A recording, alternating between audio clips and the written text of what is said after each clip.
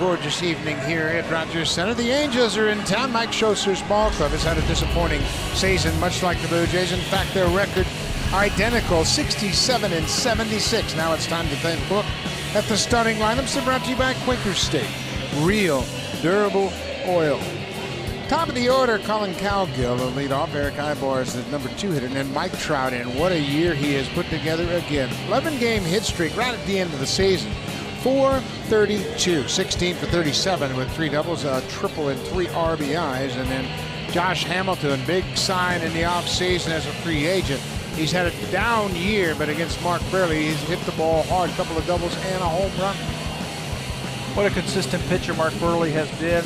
13th straight year with at least 30 starts as he gets ready for that 30th start here tonight. He has walked 80 fewer batters than he has struck out. That's a tidy 2.5 to 1 strikeout to walk ratio. Exactly his major league average coming into this season. He has been very consistent. So Burley is set. He always works quickly. Here's the first pitch of the ball game. It's up and away for a ball. Colin Cowgill leading things off. Cowgill's 27 years old. He was picked up June 25th in a deal with the Mets. Comes out of Arizona, 5th round pick of the Diamondbacks, University of Kentucky in 2008. Ball is popped up. Shallow center field, and Anthony Gose comes in, and Cowgill's retired, 1 down. Well, the defense for the Blue Jays has been almost as good as the starting pitching of late. Rajai Davis in left, Anthony Gose in center, and Moises Sierra in right. Laurie and Reyes on the left side of the infield. Goins and Lynn on the right side of the infield. And behind the plate is J.P. Arancibia to handle a 4-time Gold Glover, Mark Burley. And one of the guys who has played some heads-up defense right there, Ryan Goins, made a couple of outstanding plays in Minnesota. Especially that heads-up play of getting that runner at the plate that really preserved that shutout for the Blue Jays. Switch hitter Eric Ibar takes a strike from Burley. Ibar's the shortstop. Another good season for Ibar. 28 doubles and 4 triples to go along with the 5 home runs. He gets tied up with that inside pitch. Burley has had quite a run here at Rogers Center, and it has been a hitter's ballpark ever since it opened up. But he's 8-2 with a 2.72 ERA here at his home ballpark, Rogers Center. Last loss July the 20th versus Tampa Bay, and he pitched decent enough to win that game. 7 innings, gave up 3 earned runs in that ball game, and still lost. Ball is driven down the left side, hit well but foul. So Burley is ahead 0-2, and he does that as well as anybody. That's hitters hit balls knowing that he's going to control where they're going to hit them. Get ahead early, work quickly, get him in the swing mode, and you can expand the strike zone. You look at his numbers over his long career and how consistent he has been, and this year right on track to do the exact same thing. This one's hit a little farther and fair, and this ball is gone. Eric Ibar, home run number 6 for the shortstop, and the Angels score first against Mark Burley. It's one thing Burley has done recently is kept the ball in the ballpark, and Ibar just missed a home run on the previous pitch and got that one just inside the foul pole. Yeah, the last time he gave up a home run, it was at New York. That was on August the 20th. Ball down and in, and Ibar just drops the barrel of the bat on that baseball and takes it out of the ballpark. Jason Nix was the last home run that he had given up, if you remember that one in that doubleheader game. Nix got a big home run late in the ball game against Burley. So Mike Trout bats. He has that 11-game hit streak where he's hit 432. Trout, the DH tonight, getting a chance to get him off his legs for at least one of these 3 games. It's the 5th time this season he has been the DH. I can tell you one thing, he doesn't like it. He's 1 for 13. Young guy, he wants to be out on the field, and certainly one of the best defenders to play any of the outfield positions. But Mike Schoser feels it's best at this time of the season to give him a start as the DH. He got a big road trip. They need him playing on the turf right here. Get him off one day. It's not that big of a deal. It's the second stop in a 10-game road trip for Mike Scioscia's team. They lost in Minnesota in a makeup game last night. Well, I think this is going to be a great test for Mark Burley because they're facing a team offensively who has been scoring a lot of runs. Even without Pujols in the lineup and a couple of other injuries, guys out of the lineup, it's a team that's been scoring some runs and winning some ball games. And Mike Trout will take the walk. Burley really lost that one up and away, so it's a one-out walk for Burley. And this is what I'm talking about right here. Burley's been great over his last 9, 6-0 with a 202 earned run average. He's hit his spots, he's kept the ball down, but right now he's facing a good team, a very hot team in the Los Angeles Angels. So this is going to be interesting. See who comes out on top on this one. The Angels have played much better, much like the Blue Jays, but it's all after the fact, of course. They had higher expectations. Powerful Mark Trumbo, the first baseman, steps in. Trumbo has 31 homers for the season. He and Trout certainly really present a great combination for their long-term future. A couple of young guys that can really play.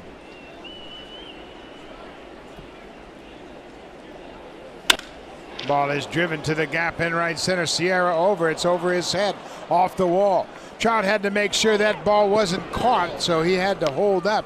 He has to stop at third.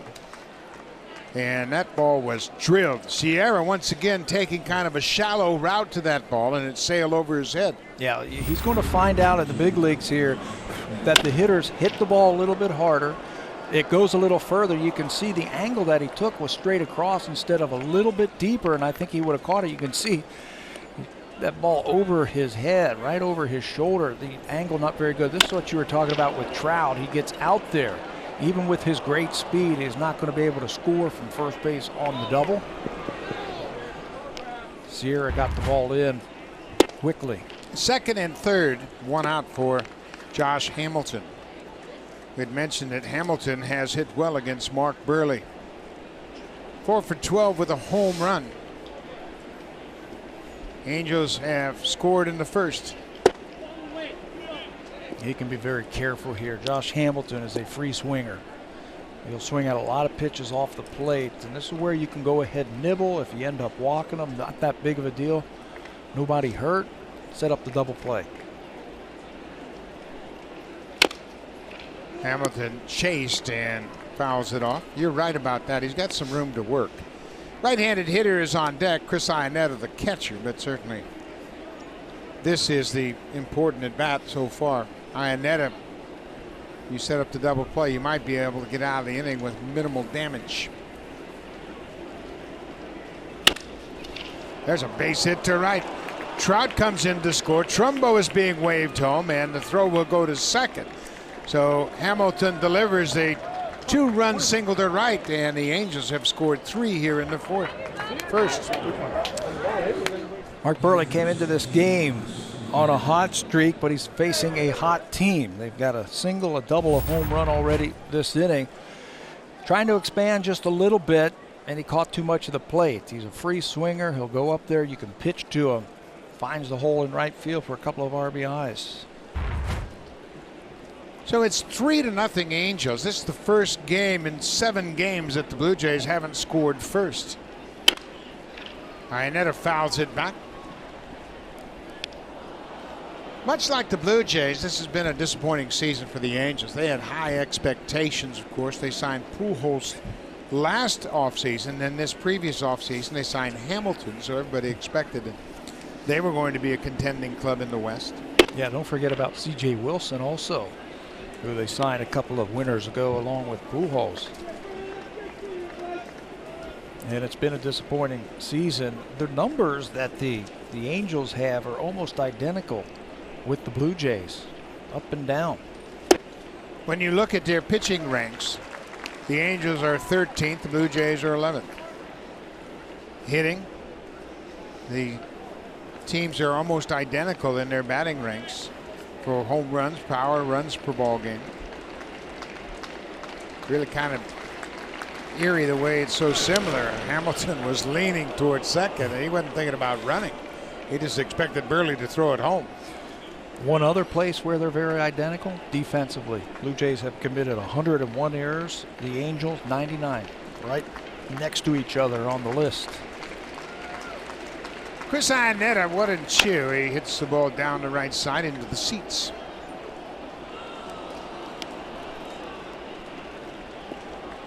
Iannetta came through the Rockies organization. He's 30 years old.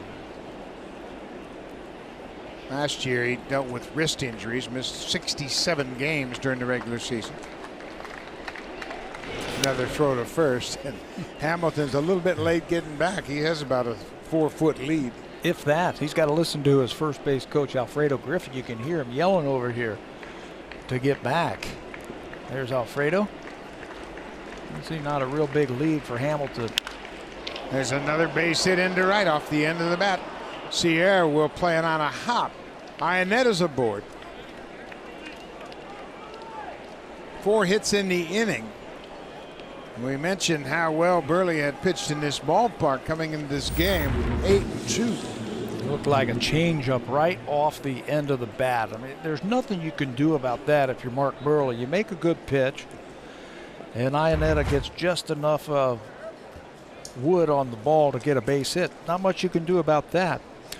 Let's take a look at the scouting report for Mark Burley while we have a second here. Slider, they're hitting 304. That's more of a cutter type of thing. You'll see the fastball and you'll see the changeup from Burley. His off-speed pitch has been better in the second half of the season.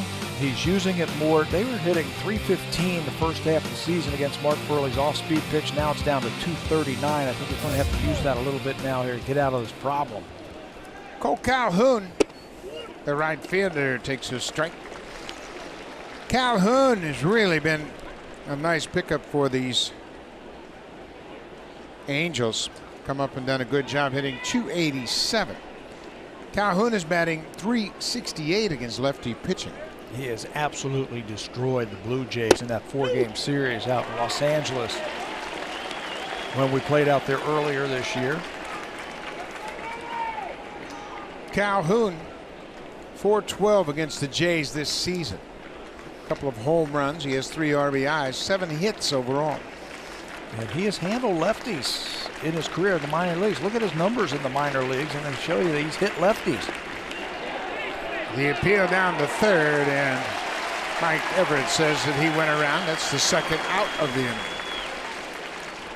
So Calhoun strikes out. It only took 3 pitches. Totally went around on that one. Good visit to the mound by Pete Walker. Get Mark Burley straightened out.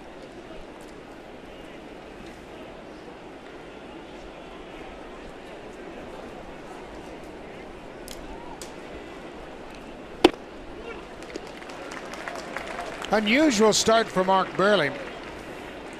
Throws a strike to Grant Green, but Burley before tonight had allowed just 7 first-inning runs in his first 29 starts. He's given up a 3 spot here tonight. Green quickly behind, 0-2. Grant Green was acquired in a trade from Oakland July 30th. Blue Jays happened to be in Oakland at that time. The Angels gave up Alberto Callaspo.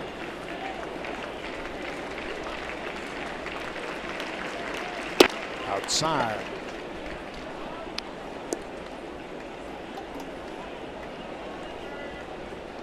Eric Ibar got it started. He did a solo home run with 1 out. Then Trout walked, Trumbo doubled, Hamilton singled and drove in 2. Green stays alive. That home run by Eric Ibar, the 3,000th hit that Mark Burley's given up in the big leagues. How about that? 3,000 hits he has given up. You got to be good to give up 3,000 hits. Got to be around. And then they keep putting you out there.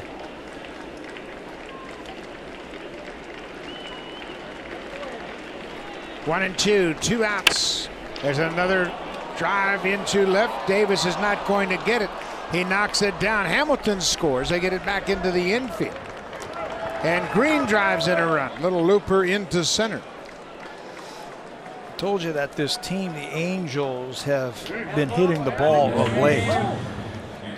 In the month of September, their team batting average at .295, which ranks second in all of Major League Baseball. So they're starting to put it together. It looked like a breaking ball from Burley with a couple of strikes, and it's down. You can see J. Pierre and Sebia look like that ball is going to bounce, but it hangs up in there.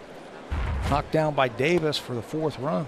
The 9th man to hit here in the 1st is the 3rd baseman, Andrew Romero. Romero batting .244.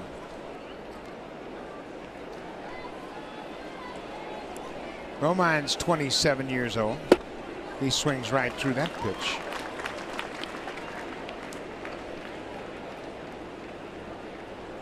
It's not exactly what the Blue Jays had anticipated with Mark Burley. Chad Jenkins begins to loosen up.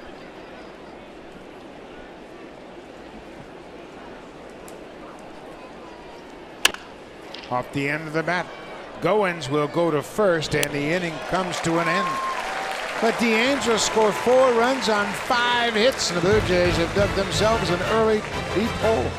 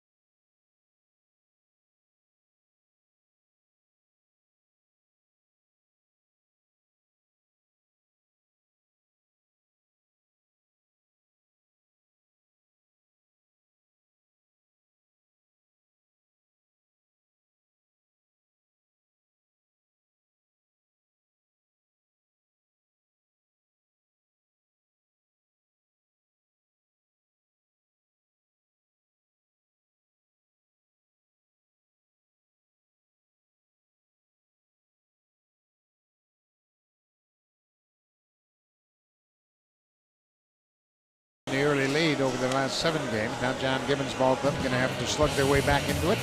Take a look at the lineup. Jose Reyes top of the order, then Ryan Goins. Brett Laurie against the Angels this season has gone 6 for 15. He's hit a double, a home run, driven in a run. And then J.P. Arancibia, the catcher against Jerome Williams, the starter for the Angels, is 4 for 5 with a double. He's driven in a pair. So a couple of those hitters are going to have to make a contribution and get to Jerome Williams, making his 22nd start of the season. And 34th appearance on the season for the Angels, now in his 8th big league season, 3rd with the Angels. Earned a win his last time out. That was his first victory since June the 12th at Baltimore.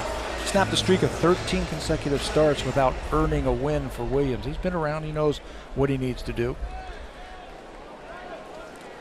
This will be an opportunity for him to build on some momentum, and he's been staked to an early lead. He's up 4-0. Jose Reyes steps in. You notice that Jerome Williams has a pink glove, and that's to honor the memory of his late mother who passed away from breast cancer. And he has worn that for a long time. Passed away in 2001, so I've only known him as a guy who wears the pink glove. Yeah. He grew up in Hawaii, actually, about 15 minutes from Pearl Harbor. He used to wear puka shells around him. When he first came up with the Giants, he had the puka shells around his neck.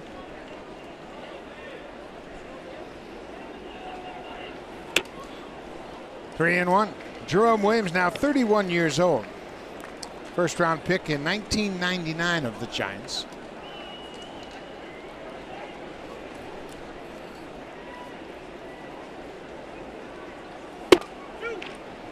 Reyes taking all the way.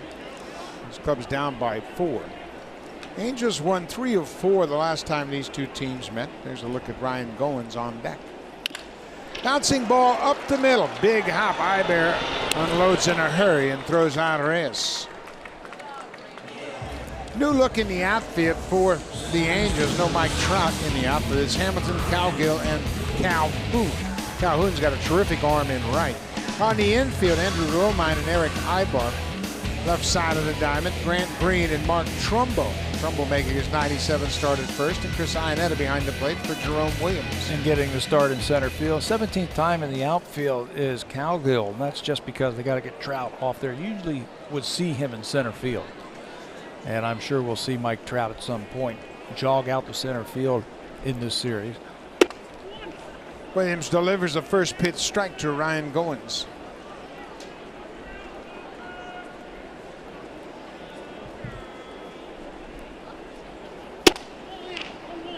Just off the plate. The veteran Tim Welke is the home plate umpire tonight.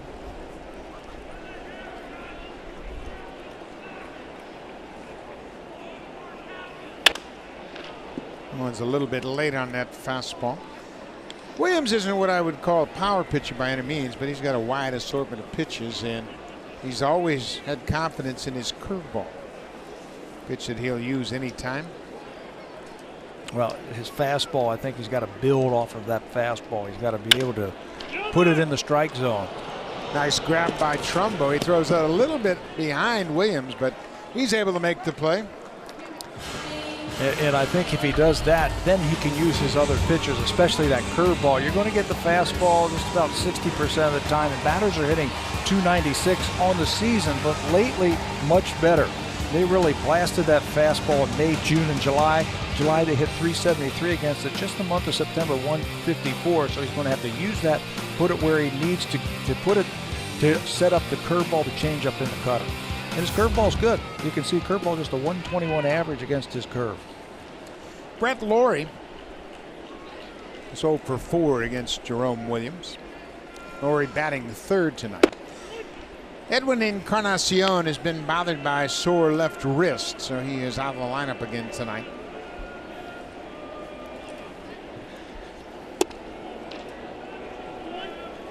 There's Edwin, and Edwin, of course, had another phenomenal season, but right now he's battling that wrist problem. Encarnacion 36 homers and 104 RBIs. No BP today, just treatment on that wrist. Saw him icing it earlier today. There's Jose Bautista, another player who is down and is probably out for the season, right? They've already announced that. Colby Rasmus is back with the ball club. He took batting practice today. Lawrie fouls it up. Rasmus, dealing with that oblique muscle, was out swinging. Took quite a few swings today. He has not been activated yet, but he is back with the ball club and certainly anxious to get back into the action, I'm sure. It's a family affair. His brother's in town now with the Angels. Corey Rasmus, a relief pitcher for the Angels. 2-2. Lawrie fights it off. Well, this is one thing that we have seen from Lawrie as you look at Rasmus down in the bullpen, is that with 2 strikes, he's changed his whole personality. Now it's almost as if he is bound and determined to spoil anything close. He's not going to allow you to make a good pitch on him. He's going to protect that plate, fight it off, and hopefully put it in play. A little bit more relaxed with 2 strikes. And that comes with experience. One of the things I was talking to Chad Mottola today about that, why he is hitting much better with 2 strikes. He says he's staying back just a little bit more. In the olden days, and we'll call them the olden days, the last couple of years because it's been around, he says he would jump at the ball with 2 strikes. Now he's a little bit more relaxed and he's staying back. Bounces this ball over the mound. This is going to be a tough play for Ibar, but he makes it. Eric Ibar was deep at short, had to come behind the mound and unload quickly, and he does. Good inning for Jerome Williams. Shortstop helping him out with the defense. Throws it in time to end the inning.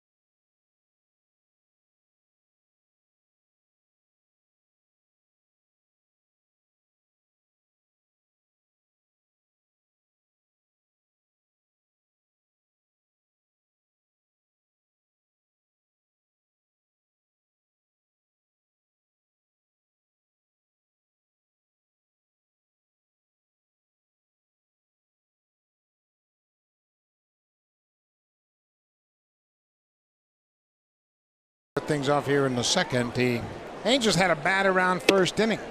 Scored 4 runs on 5 hits.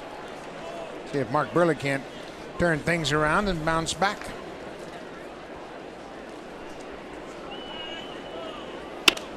This is popped up. Lynn giving chase over near the wall. Gets there and makes the catch. Good job by Adam Lynn. He got to that wall, leaned over those temporary seats and made the catch. I thought that ball was in the stands right there. So Adam, stay with it. He did, and he's going to be rewarded. Stay right with it. Just take it right away from the fans for the first out. That ball looked like it was drifting and drifting. Straightened out for Lynn to make the play. Gotta love that if you're Mark Burley. 30, Absolutely. You never know what's going to happen, so just chase it until it's out of play. 35 pitches in the first inning for Burley. So anytime you can get an out, you got to get it.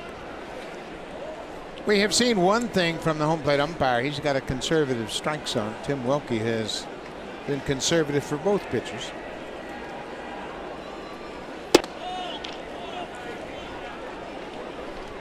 What Mark Burley has to do is just change his sights a little bit and move it in to the corners.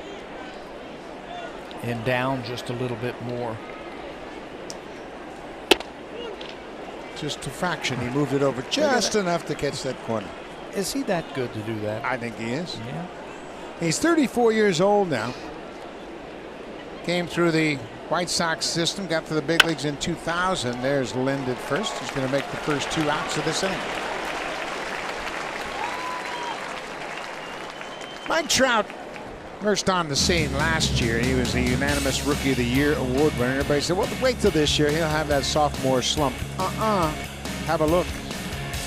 Much better numbers this year than last year. 338 average, which is better on base percentage, slugging percentage, his OPS up. Everything is up.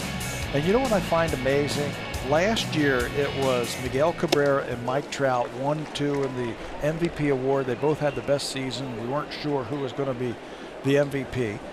And both of those players have improved on their seasons from last year. Both of them. Remarkable. It's really remarkable given the fact that everybody now is aware of Mike Trout. Of course, everybody knew Miguel Cabrera and they knew what he was all about. But Mike Trout last year, I mean, he gained respect right away. But look at the numbers he's put up again this year. I just didn't think either one of those players could top what they did last year.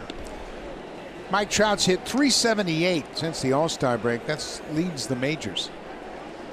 And that's what the measure of a good ball player is, how they finish a season. You know, guys can get off to a great start, play a couple of good months, and then kind of sit back and rest on their laurels. This guy's not in it about resting. Get after it and just keep hitting and stay hot. We played them 4 games in Los Angeles. I think he was on base 10 times in those 4 games. So he can knock it out of the ballpark, and he took Mark Burley deep when we were out there. And he's got a good eye, so he can work a walk, and with his great speed, he's going to be in scoring position. What a threat. He gets called out. Good bounce back inning for Mark Burley. Trout's not sure of it, but the Angels go down in order in the second. When we come back, Adam Lynn had a good road trip. 3 homers on the trip. Rajay Davis and then J.P. Arencibia 4 for 5 against Jerome Williams.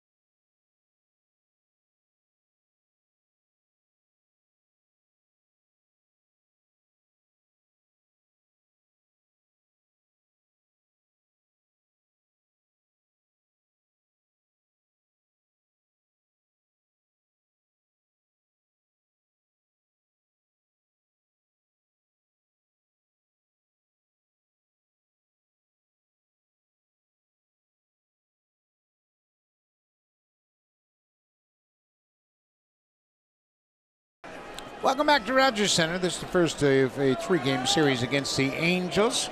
Mike Scioscia's ball club played Minnesota last night in the makeup game, and they lost. And they are here now, 3-game set. Long road trip for the Angels. They'll go from here to Houston to Oakland. Tough road trip late in the season. Adam Lynn takes it outside. It's a ball on the strike.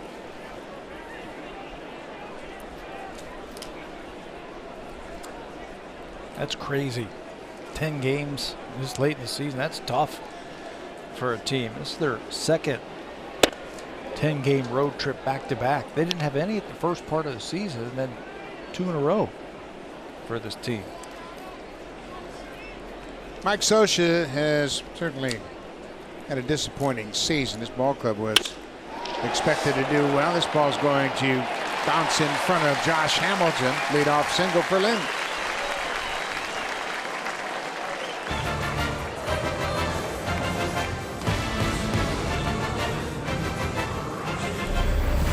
Jays on Sportsnet. Brought to you by Home Hardware and Building Center locations. Homeowners helping homeowners with expert advice.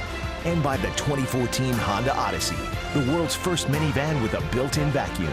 Honda, the official vehicle of the Toronto Blue Jays. Rajai Davis with Lind at first. He takes a strike. Rajai on the road trip, 6 for 20. A couple of home runs and drove in 5. Another looping line drive. This one's going to hang up for Hamilton. Davis is retired. And now they force him as Hamilton was called for no catch. And they force the runner out, Lynn. And you can see the umpire second, Hal Gibson. Mike Everett, the third base umpire, signaled no catch. And now Williams is getting an explanation from the second base umpire. Mike Scioscia has come out to talk to you. Third base umpire. You know, Mike Everett. The only reason Mike Scioscia is arguing this, and now the umpires are going to get together, they exchange the runner. You got Rajai Davis now at first. This is what the third base umpire saw. He caught it, and in the exchange, he dropped it. And you have to clearly take the ball out to be able to throw it back into the infield. Yeah, I think that's the catch. And I wouldn't be surprised if they reverse this. Watch, I caught it. Yeah, they're calling him out, and Mike Scioscia got exactly what he wanted. He got Rajai Davis off the bases. Lynn's going to go back because Davis is called out on the fly ball. And Scioscia didn't want that to go by. Yeah. Hamilton knew it was an out. Yeah, that was a catch. And the rule states you have to take the ball out of your glove. If they're, I've seen a guy dive for a ball, and then in the transfer he drops it, and that's a no catch. That was a catch, and they just dropped it. Yeah. And they talk about the phrase voluntary release, and he obviously catches it, and then in the exchange just didn't grab it. So that's been called like that all summer long. We've seen that many times. But here's the umpire, Mike Everett, and he didn't see. All he could see was the back of Hamilton. So he couldn't see his hands go into his glove. Remember the play against Daniel Nava in the Boston Red Sox earlier this year? I think that was in Detroit. Same kind of thing, and the umpires let it stand. They called it a no catch. Cost the Red Sox a ball game. So J.P. Arencibia bats a ball on a strike. Lind at first.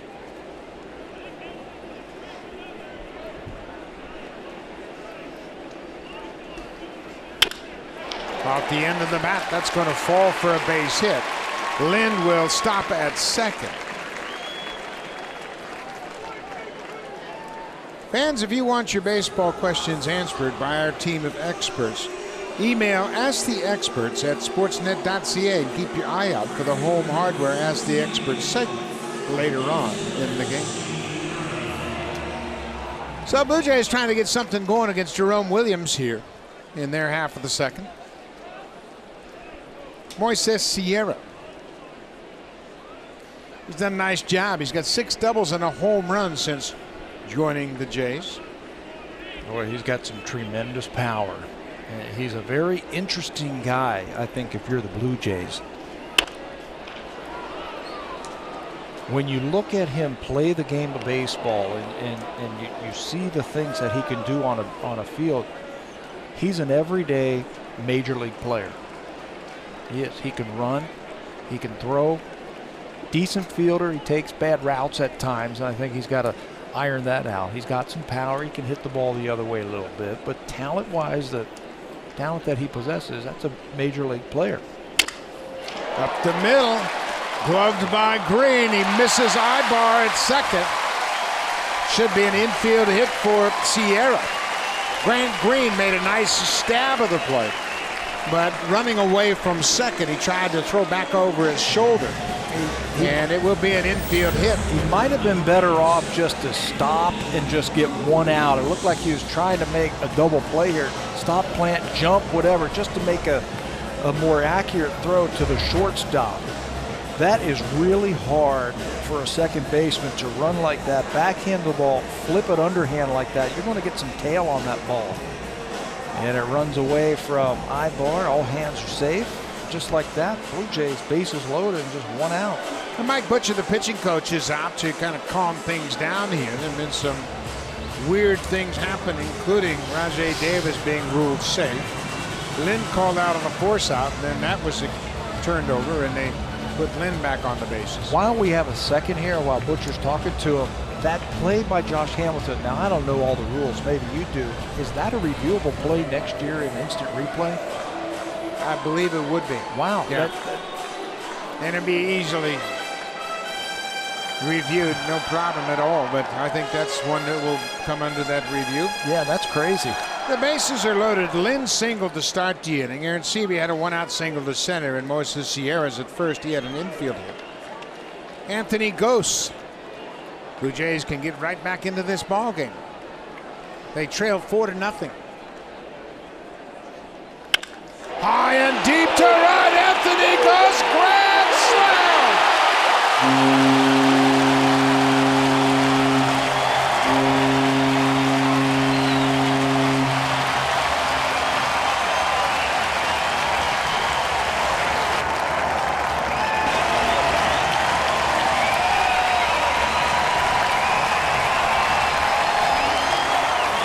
This young man has some talent.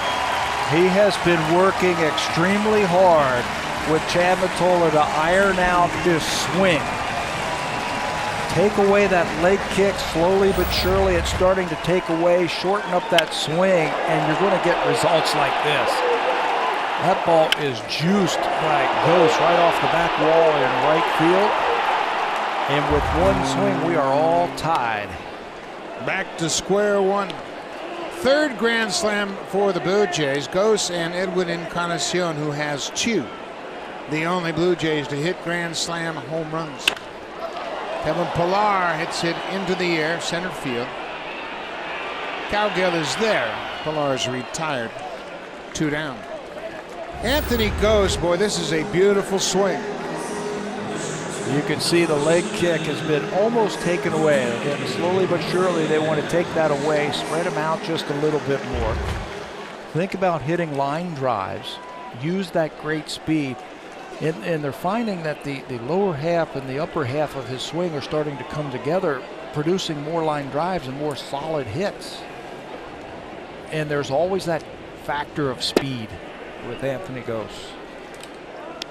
He was talking about his adjustments in the pregame batting practice. He said, yeah, I feel pretty good. I need some hits now. He needs to chop that one up. That'll get you going. Back to the top of the order. Reyes grounded out shortstop his first time up. 2-1. Boy, how about just back to square one. Burley gave up a 4 spot. Angels send 9 men to the plate in the first inning, and Burley's back in a brand new ball game because of Anthony Gose's grand slam. This ball is hit hard to center field. Cowgill has got room. He breaks it down, makes the catch. The inning is over. But the Blue Jays on 4 hits, including Anthony Gose's first career grand slam, have tied it up. It's a 4-4 game.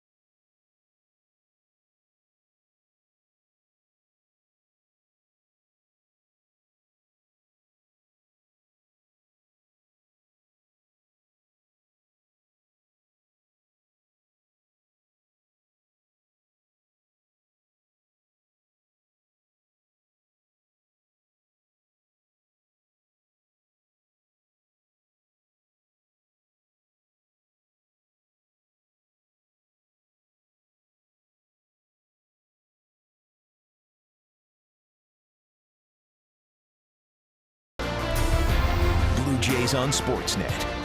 Brought to you by the 2014 Honda Odyssey, the world's first minivan with a built-in vacuum. Honda, the official vehicle of the Toronto Blue Jays.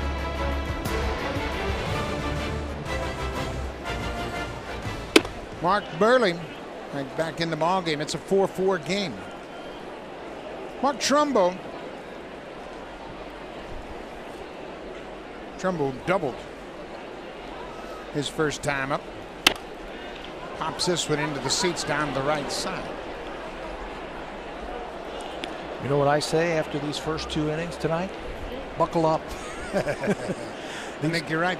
Yeah, these two teams, we talked about it in the first inning, how similar they are. Tied again. Now, Trumbo's in a swing mode right now. He's got 31 home runs, as we mentioned.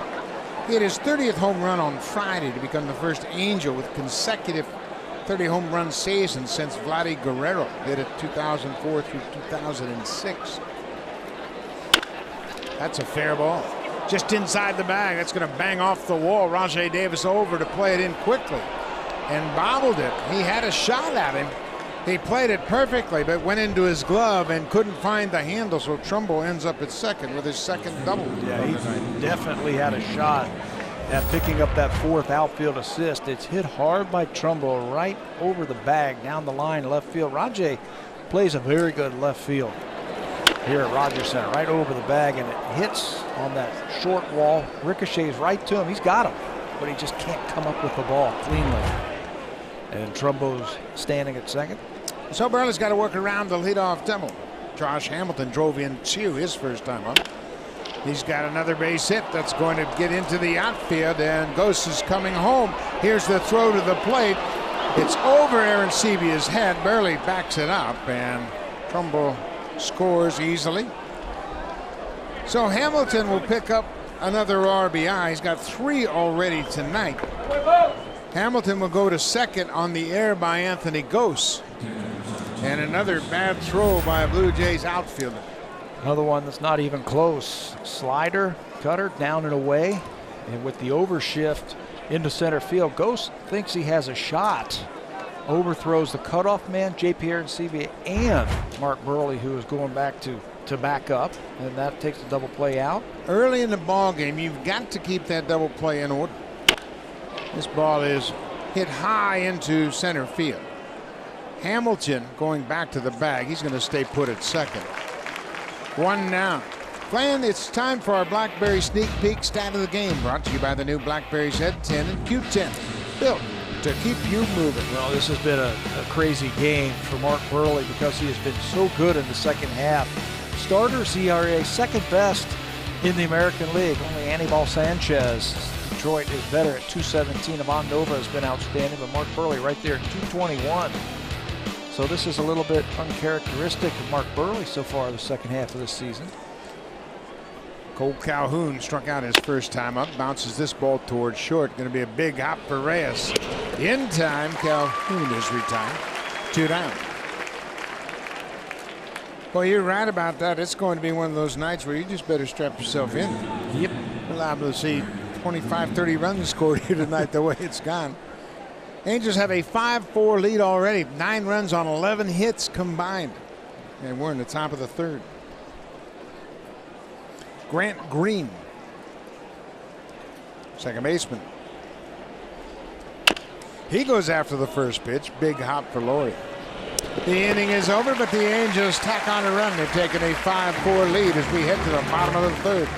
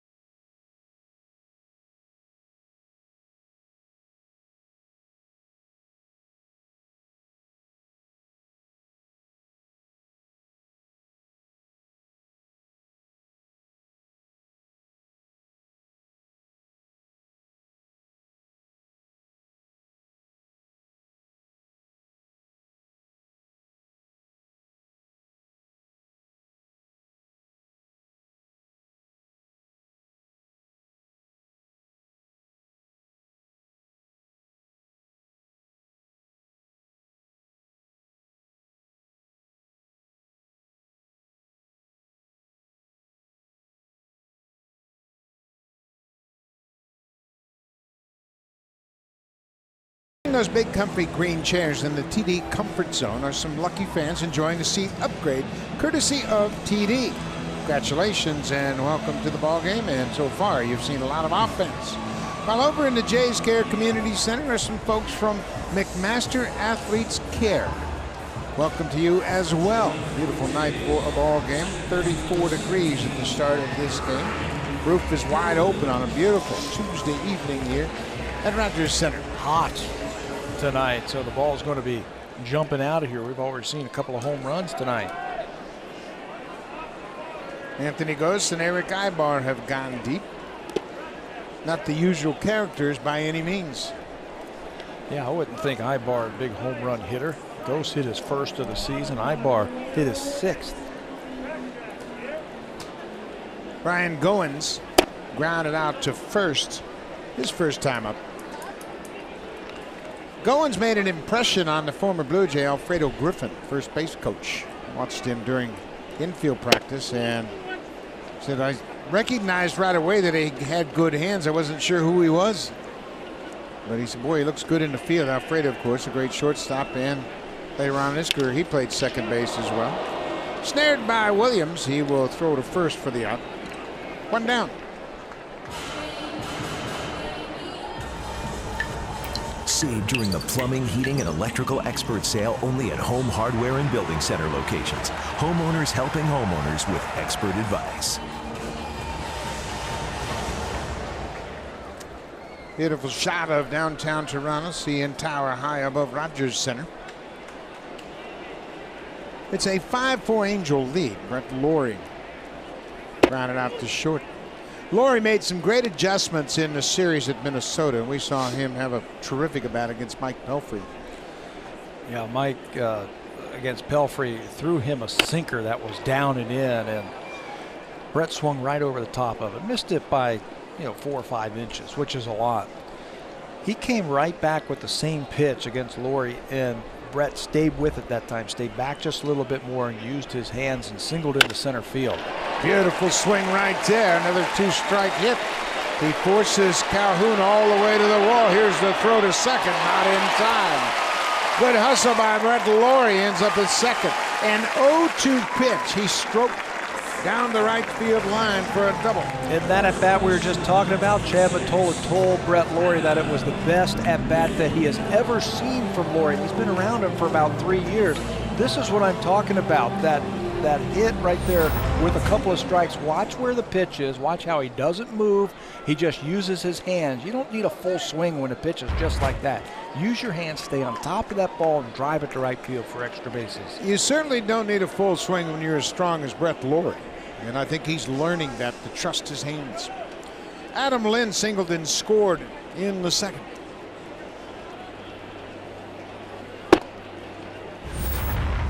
You're making the adjustments. You're seeing Brett Laurie be able to handle those pitches. 3 months ago, he rolls over that pitch, or he pops it up, or he swings right through it. Now he just uses his hands. He stays back. He just punches the ball where it's pitched. And he gets himself a base hit.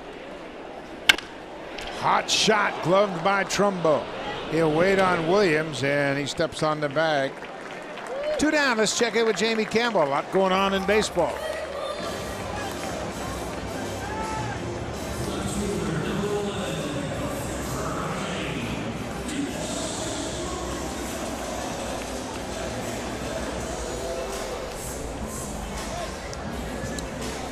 Ivan Nova is the starter for the Yankees, and Pat, you mentioned how well Nova is pitching since the All-Star break. He's off to a good start again tonight, just 1 hit through the first 3 innings with a couple of strikeouts. Curveball. His curveball's back and he's throwing it for strikes.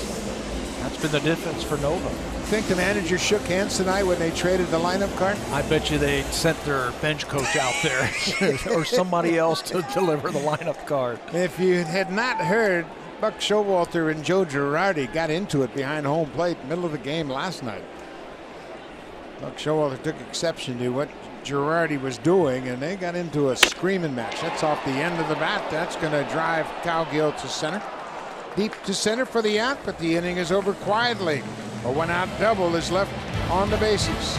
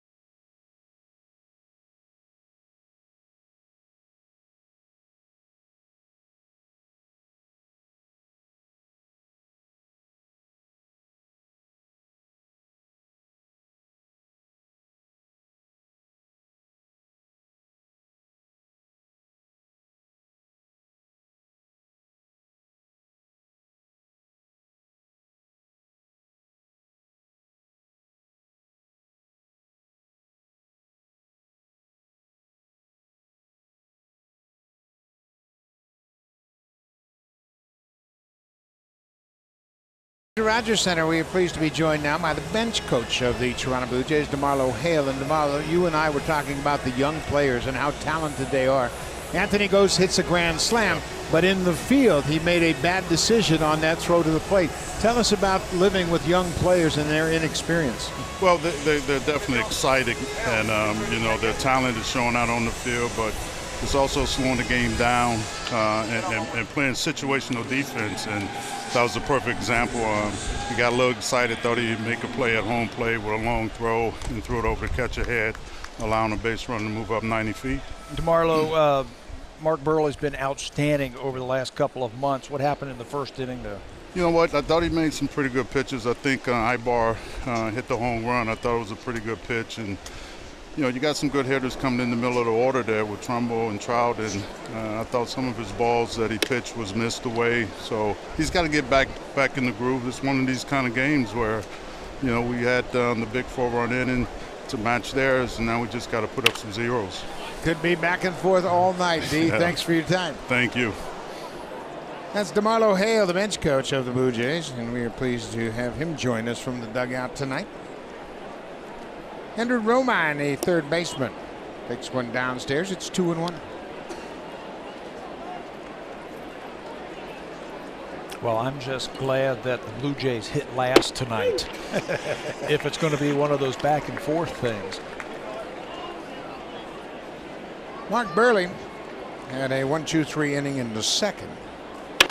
This ball is shot down the right side. Long run for Sierra. That's going to get down. Sierra plays it up against the wall, gets it back in, and Andrew Romine has a leadoff double. Back-to-back innings with a leadoff double. It was Trumbo last inning, and here you're going to see Romine. He ends up at second, hits a pretty good pitch, goes the other way. You know what I think Mark Buehrle is going to have to do is pitch inside just a little bit more to the right-handed hitter. It looks like the home plate umpire's strike zone, when the ball is just off the plate, he's calling it a ball, but he's a little bit more generous on the inside. And we have now seen the right-handed hitters handle that ball away. Ball is popped in the air. Laurie's going to make a catch, Colin Cowgill. Well, he does the Blue Jays a favor right there. The art of bunting seems to be totally lost no matter where you go.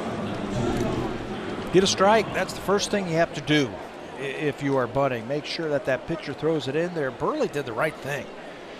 He saw him square around quickly, threw the ball right at the top of the strike zone. He offered at it, and you pop it up.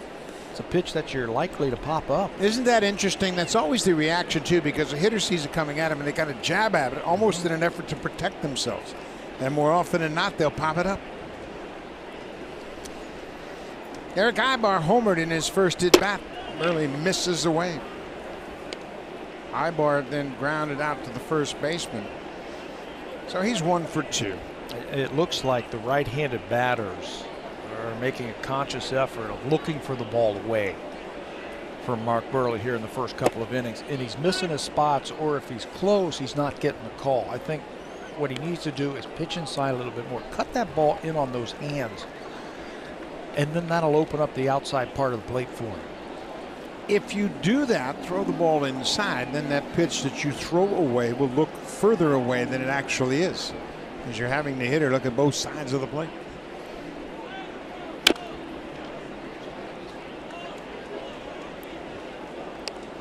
Two and one.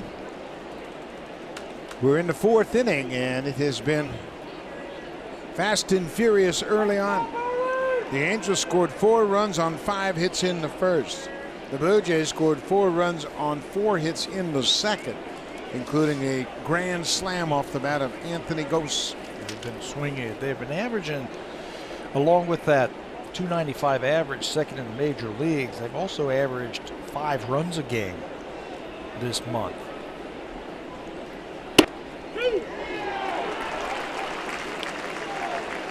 Ibar didn't like it. You're going to talk to Tim Wilkie about it.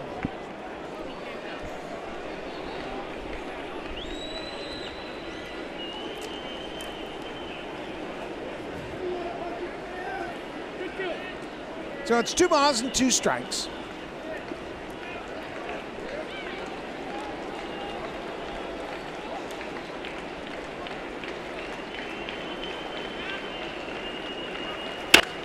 Another ball hit hard to left, but Rajay Davis is there. He makes the catch. 2 down.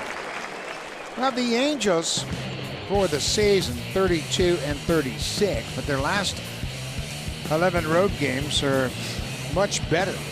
9-2 record with a good ERA, 2.41. Average just under 270, and their run differential is plus 21. The last 11 games on the road, they've played well. And they're hitting over 300 as a team with runners in scoring position. That makes everybody look good. When your team hits with runners in scoring position, outscoring the opponents by 21 runs. That's with no Howie Kendrick, no Albert Pujols. Howie Kendrick is back with the ball club. He had a sprained knee. He was out on the disabled list. He is here with his series. In fact, took BP and took ground balls, and I'm sure they're going to be very conservative with him to play on this artificial surface.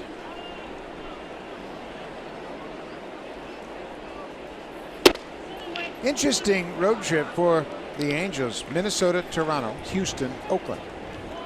It's like, I don't think I should sign up with that travel agent to book that trip. I think their last trip, I think it's 5,800 miles.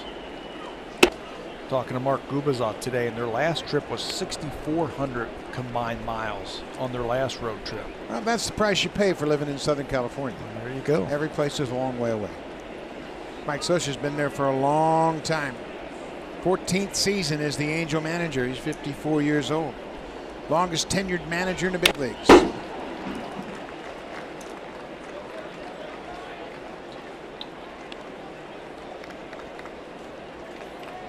He began with the Angels in 2000. He was the bench coach for 2 years with the Dodgers, 97 and 98 under Bill Russell. Of course, he played with the Dodgers, and everybody thought that they'd keep him right there, and he'd eventually be the manager of the Dodgers. But the Angels swooped in and stole him. Trout drives this ball to right. Sierra's got room. Just onto the warning track. The inning is over. The Angels get a leadoff double off Burley, but he strands him at second. Still a one-run game.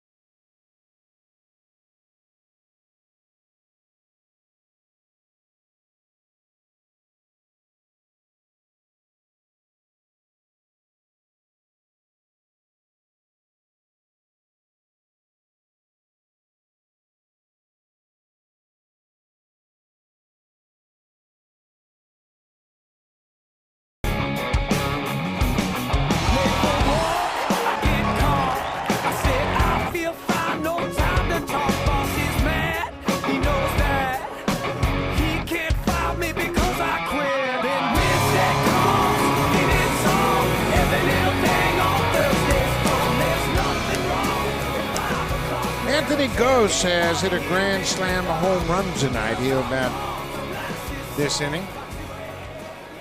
As Gose tied the game up with a grand slam, the Angels have since taken the lead 5-4. It'll be Aaron Sebia, Sierra, and Gose in the bottom of the fourth. JP Aaron Sebia had a little single into center field his first time up. He scored on the grand slam. He's loving Jerome Williams, isn't he? What is he now, 5 for 6? 5 for 6. That's pretty good.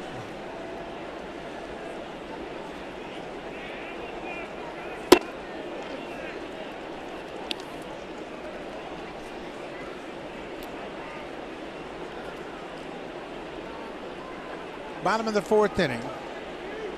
Angels lead at 5-4 off the end of the map. Ibar had short waits back. In time, 1 down.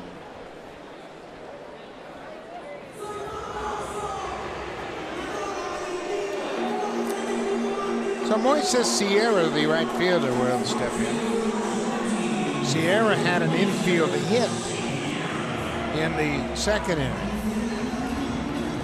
Hit a ball back over the mound. Grant Green, the second baseman, tried to make the force out at second through wide of Ibar.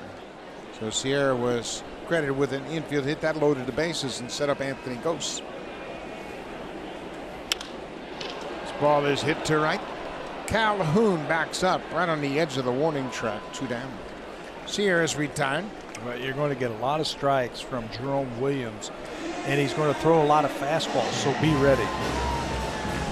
He just missed that one.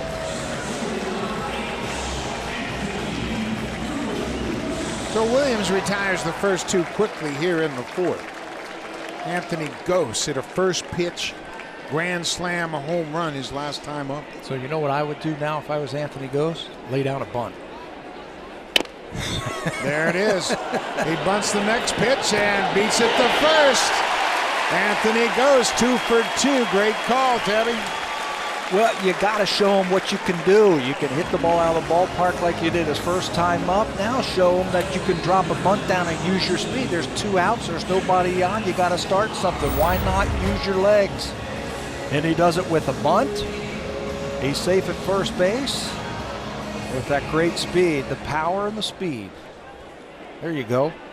Williams flipped it with his glove. Trumbo late getting to the bag, and Gose was already past first. 2-out bunt single. Gose at first with a big lead, and Williams chases him back.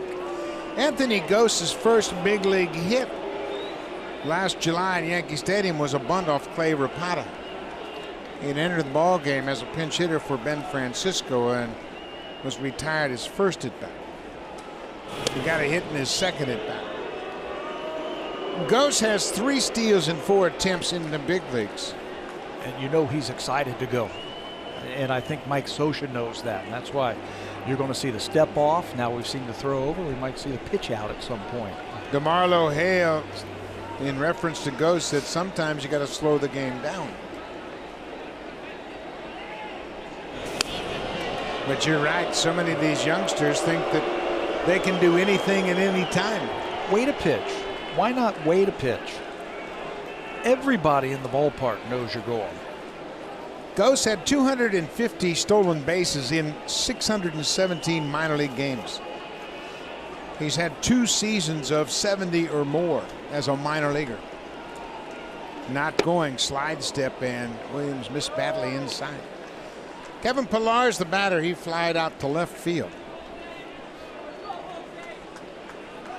Anthony Gose last year got in 56 games with the Blue Jays, hit .223. He was 15 for 18 in steals a year ago in the big leagues. What a great lead at first base also. Wow, that's an aggressive lead. That's what you like to see with young guys. The aggressiveness, get out there.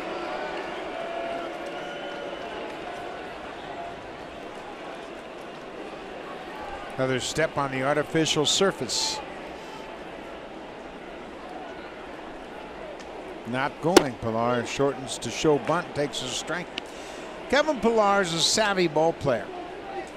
He knows he's got to give Gose a chance to run, so he takes a strike with 2 outs. You want that guy in scoring position, so he might even take another one just to give Anthony a chance to run. I think you should be swinging until you see him take off. Then you can go ahead and take a pitch.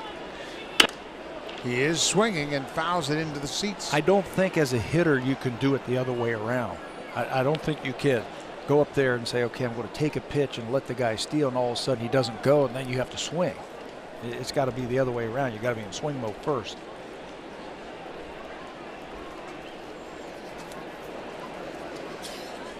One ball, 2 strikes, 2 outs. Anthony Gose with a bunt single. He's 2 for 2.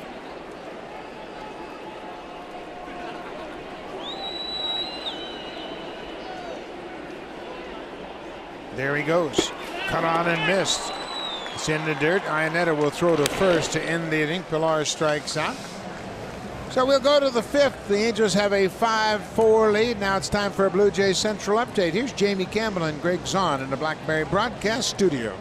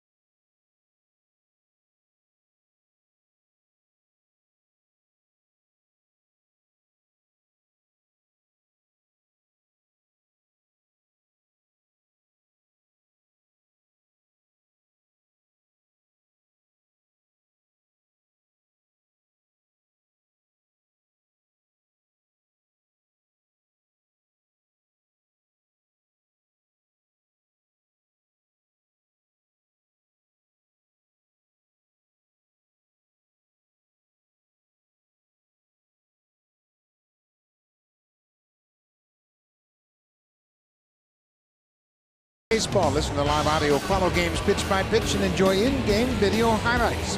The app is available on the iPhone, iPad, iPod Touch, Android, and BlackBerry Z10. Season-long subscription packages are available. Visit BlueJays.com for more details. At 13 is the official app of Major League Baseball. Blue Jay fans have been out all season long to support their ball club, and we have seen them on the road. We've seen them here at this ballpark. They've done a good job of turning out. Mark Trumbo. Trumbo grew up in the shadows of Anaheim Stadium. High and deep to left. Rajai Davis looking up at the warning track, at the wall. Home run. Trumbo, his 32nd home run. He's 3 for 3 against Mark Burley tonight. 3 extra base hits for Mark Trumbo, and that one just shows you the strength, how strong he is. I didn't think he got that one. That is just a fly ball, but a guy with that type of power, that type of bat speed, the ball just keeps going and going. Trumbo, short swing. You can see it's on the inner half, and it's up. It's a high fly ball that just keeps carrying. 32 on the season now for Trumbo. 90 RBIs for the first baseman. There's a deep drive to right. Josh Hamilton has put a charge in it. Back-to-back home runs for the Angels. Hamilton, his 20th of the season. He has 3 hits against Burley. Boy, that has been danger zone for the Blue Jays starter tonight, the 4 and 5 hitter. 3 extra base hits for Trumbo, a couple of singles, and then this home run by Hamilton. The only question was it fair or was it foul? Plenty of distance down the right field line, and it hits right in the middle of that foul pole. There's another drive, and this is off the bat of Iannetta. The base of the wall in center. Iannetta will end up at second base. And Burley has been tagged hard here in the start of the 5th. You know, last time that he has given up multiple home runs in a game at Los Angeles versus the Angels. And again tonight, giving up 3 now to the Angels. So Pete Walker will come out, and it's a 2-fold visit to the mound to give Burley a little bit of a breather and also give Chad Jenkins a little more time down in the bullpen. Jenkins has thrown earlier in this game. He's up for a second time.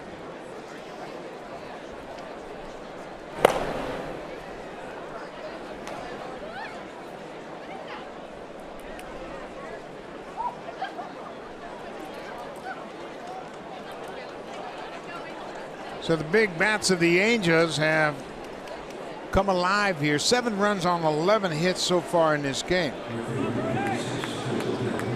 Where they're putting together some extra base hits tonight, aren't they? Trumbo has 2 doubles and a home run. Romine has a double. Inetta has a double. Ibar, Hamilton, and Trumbull have all homered. There's another ball hit hard. This one's going to get down and go all the way to the wall. And skips over the wall for a ground rule double. Cole Calhoun drives in Chris Inetta.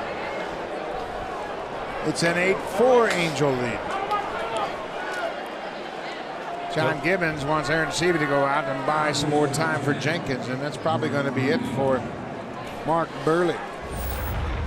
Calhoun hit .446 versus left-handed pitching in the minor leagues this year. This ball is up. And the 4th consecutive ball that is hit hard this inning to start the 5th by the Angels is going to spell the end of Mark Burley's night. 12 home runs, or excuse me, 12 hits allowed by Mark Burley, the most he's given up this season. So that string of consecutive strong starts by Burley will come to an end here at the hands of the Angels. He'll turn things over to the bullpen. He leaves. The Angels have an 8-4 lead. Chad Jenkins on when we come back to face Grant Green.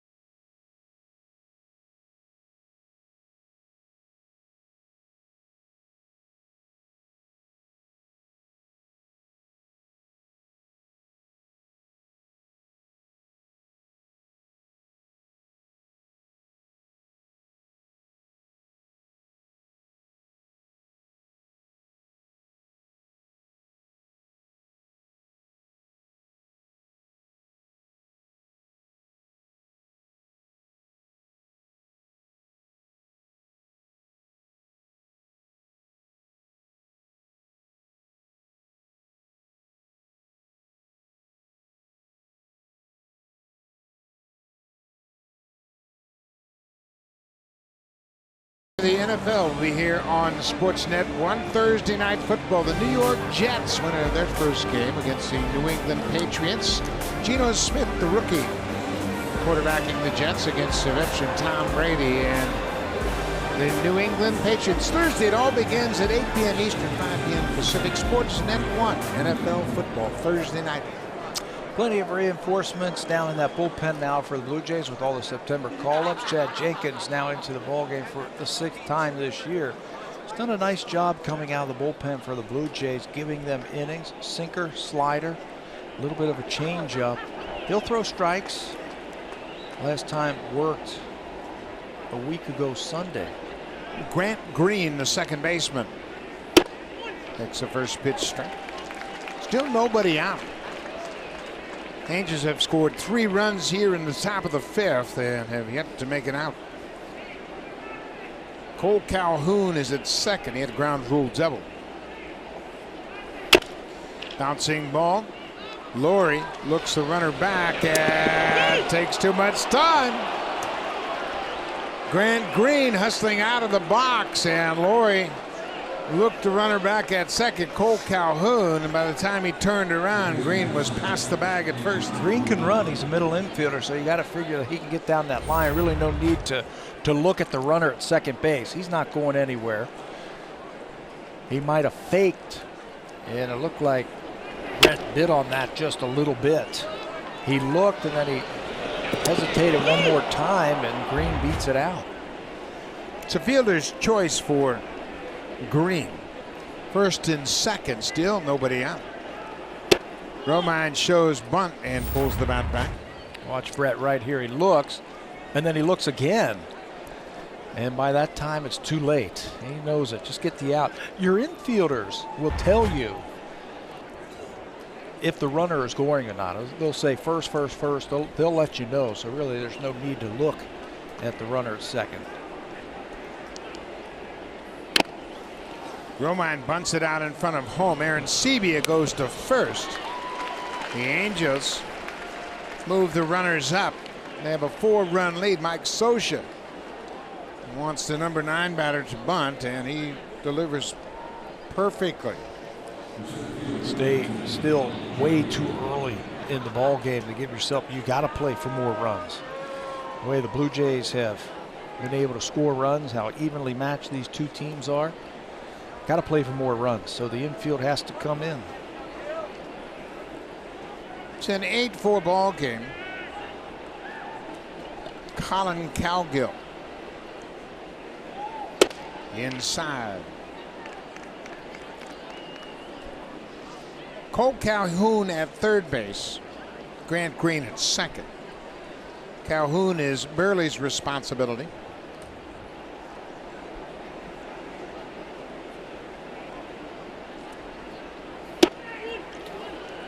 Off-speed pitch in there. It's a ball and a strike. Chad Jenkins is a former number 1 pick of the Blue Jays. He has dealt with injury problems this season and a back muscle that he pulled and had to let heal. He got up to the big leagues last year, a total of 13 games. He made 3 starts, went 1-3 with a 4.50 ERA. Pitched a total of 32 innings a year ago. And then had some injuries, like you said, pitched in Double-A this season. Coming out of the bullpen here in September as a long man. Big strikeout for Jenkins. Just poured that fastball right by him.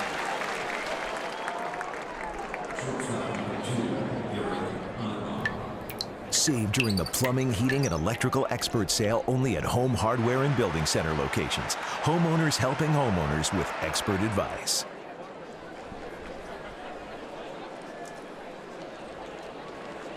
We're in the top of the 5th. The Angels have scored 3 this inning.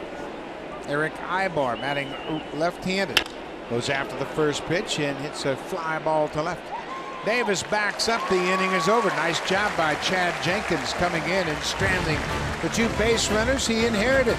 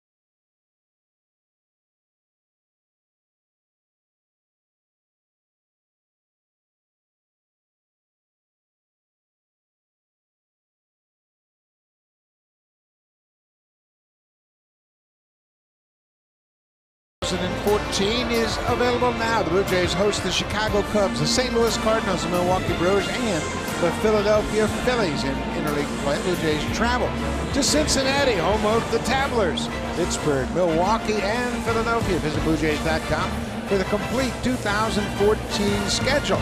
And if you get to Cincinnati in plenty of time, Pat's having a party, so make sure you let us know. Everyone's invited. You're all invited. Come on over. Hey, here's another road trip for you. Montreal. The Mets and the Blue Jays will play 2 games, Friday, March 28th, and Saturday, March 29th, at Olympic Stadium in Montreal. Wrap up spring training. How about that? So baseball returns to Montreal next spring. Well, I hope we're doing those games on television because I'd love to go back to Montreal. I haven't been in that stadium since, I believe, 1991. Yeah, it certainly has a rich history of baseball with those great Expos teams. 94 was probably the heartbreaker. Yep. Expos were playing so well. They had arguably the best team in baseball. And the strike hit, and we never knew how this season would end up. Reyes drives this ball to right. Calhoun got a good jump, and he makes the catch. 1 down. That'll bring to the plate the second baseman, Ryan Goins, and he put on a show Sunday in the field. Well, he certainly did. He takes a great angle for this ball, and in one motion catches it, slides, and throws him out. And then this is a heads-up play right here. He comes home, and I love his thinking on this play right here. He said he was a step in front of double play depth and told himself, if I get a hot shot right at me, I'm going home. So that pre-pitch preparation paid off perfectly for Ryan Goins. Yeah, the only way you make that play is if you play it through your mind before it even happens. Before the pitch is even thrown. Okay, what am I going to do if the ball's hit to me? He did that. Got a big out. He's a good-looking player. He's anxious to play winter ball, but so far hasn't been able to secure a spot.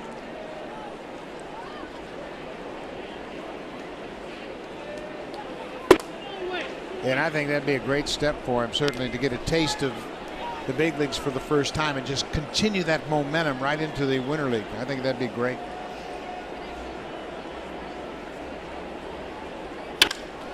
Hit hard, but gloved by Ibar. He's retired. Goins on a nice play. Went to his left, and you could see Jerome Williams said, sorry, man, didn't mean to let him hit it that hard. Well, you got to have plate coverage. You got to be able to hit the ball all over the place. And Ryan Goins hits this one, but it's right at shortstop. He's standing right there. Ibar's going to make that play every single day. Ibar's a good shortstop. He's now 29 years old, from the Dominican Republic. Laurie, what a swing. Breaking ball, stayed right back and strokes it into center. He's 2 for 3 so far. Staying back. That was the whole key to that at-bat right there. Stay back. He hit a fastball last time for a double down the right field line, so Jerome Williams says, I got to throw him a breaking ball first pitch. And Brett Laurie with that head down, use your hands. Watch how he stays back. Hardly any movement. Lashes at the center field. No stride whatsoever. If you eliminate the movement, of course, that's going to eliminate your head moving, which in turn eliminates your eyes moving, and that baseball looks like a beach ball up there.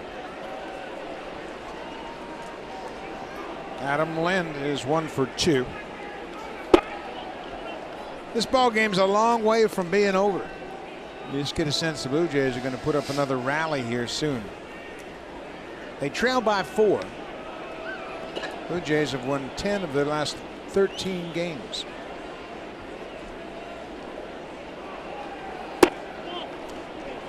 Of course, September can be a minefield. If you put too much stock in what you see in September, you could make some mistakes of judgment as you're trying to evaluate your club and move forward into the next season. I think it'll be interesting for the Blue Jays after this series right here with the Angels, because they play all pennant contenders and they're going to get the A games from every one of those teams. They're going to throw their best pitchers. They're going to play their best players. They're going to go out there and try and win a pennant. So the Blue Jays have got to play their best. It'll be a great measuring stick, I think, for some of the young players here. You're going to see an intensity level many of them haven't seen in the past. The American League is tightening up Boston has a 7.5 game lead in the division race, but then the wild card race gets really interesting. Texas, Tampa Bay have the first 2 wild card spots. They have a 1.5 game lead over Baltimore and Cleveland, and a 3-game lead over New York.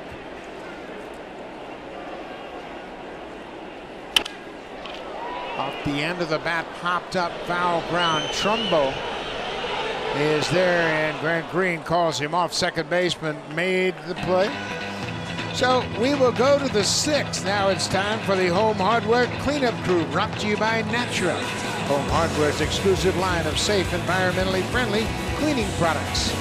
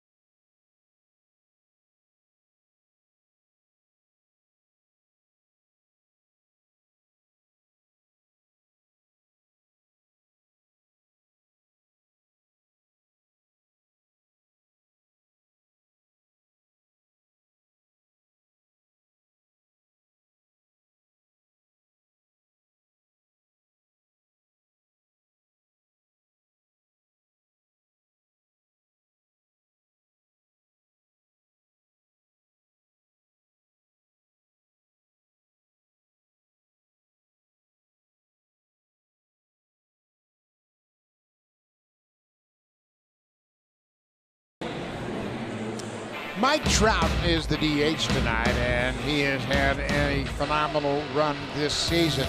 Franchise history, this is the number of times reaching base. Darren Erstad has the record, 2000. He reached base 305 times. Sean Fagan. Then Mike Trout this season, he has reached base 278 times. And if you get on base, you're going to make a lot of things happen. He has the ability to steal bases. Of course, he can run like a deer. He has scored a run tonight.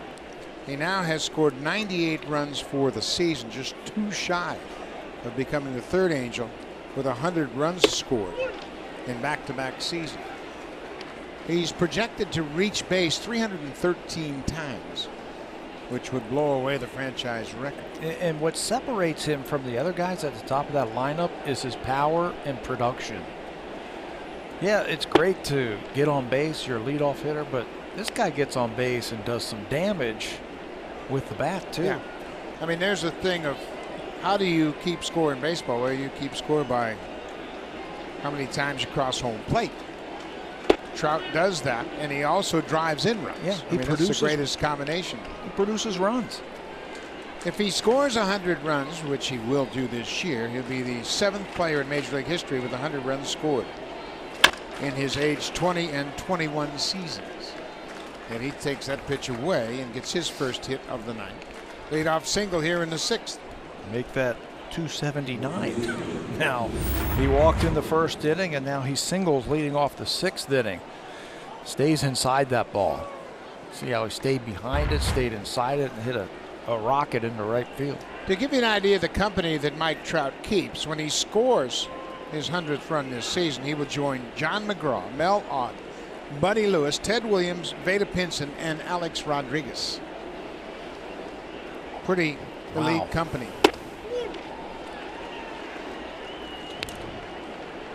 And this guy is no slouch. Mark Trumbo, 3 for 3.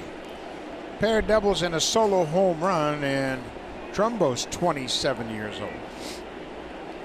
This has been the danger zone tonight for the Blue Jays, hasn't it? Trumbo, Hamilton, Trout.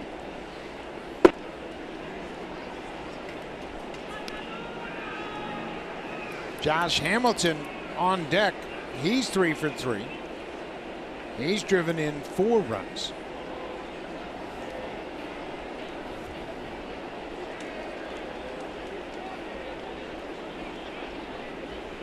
We saw the Angels use the sacrifice bunt last inning. I don't think they're ready to call off the dogs and stop running here. Trout's a threat to steal. He's got 32 bags.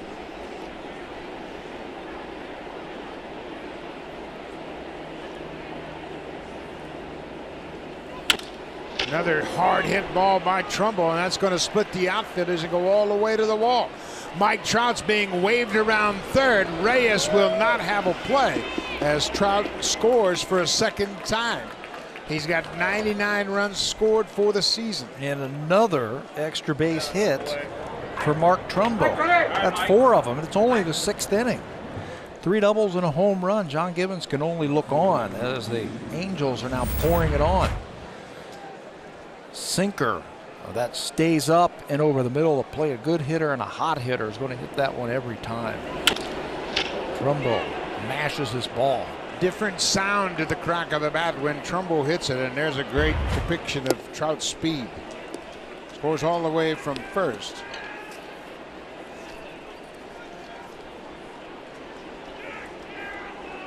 Trumbull, 3 doubles tonight. First time he's had more than a double in a game this season. He has driven in a pair.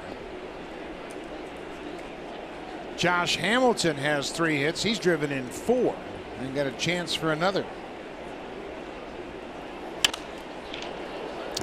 The Angels over the last 36 games they've won 26 of them when this guy knocks in a run. The key to the batting order. He has been red hot. He is 37 for his last 107 at-bats. Outside.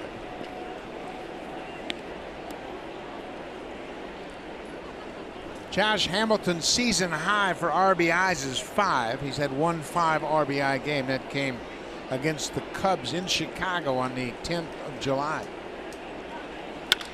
Hits it right to the second baseman. Goins held his ground, played it perfectly. 1 down. Let's check in with Jamie Campbell.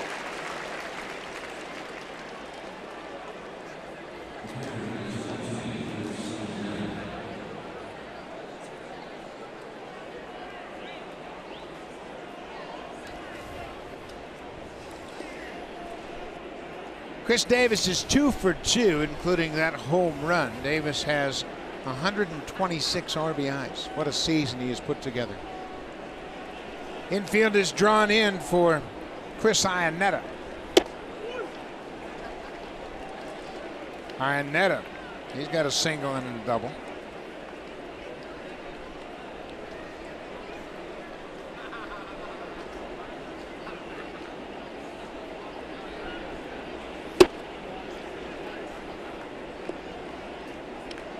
The Angels have 9 runs on 14 hits.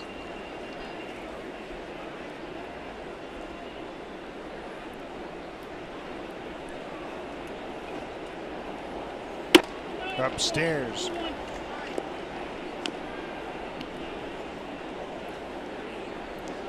Mark Trumbo's at third. He has 4 extra base hits tonight already, and we're just in the 6th. That ties a franchise record. It's been done now 10 times. That's an impressive feat right there. You're not getting any chinkers. You're hitting a lot of line drives. Eric Ibar was the last Oriole to have 4 extra base hits, September 2011. They've had some great hitters.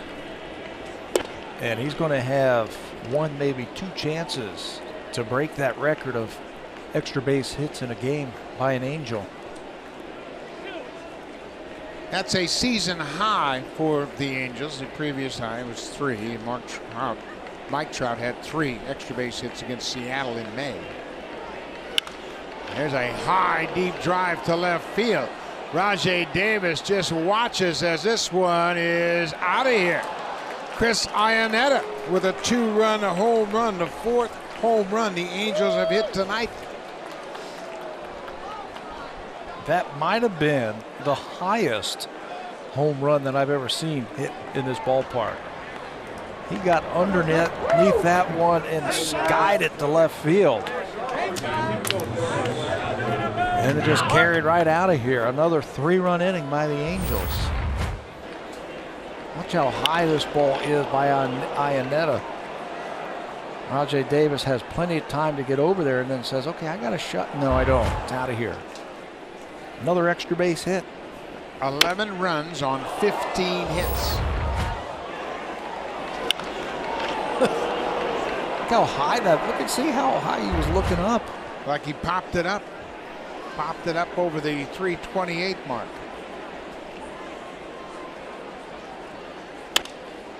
This is looped down the left side, slicing into foul ground, then will bounce out of play. Ricky Romero is loosening up for the Blue Jays. It'd be a great opportunity for him to work in this game. He has not pitched with the Blue Jays since he made those 2 starts in May.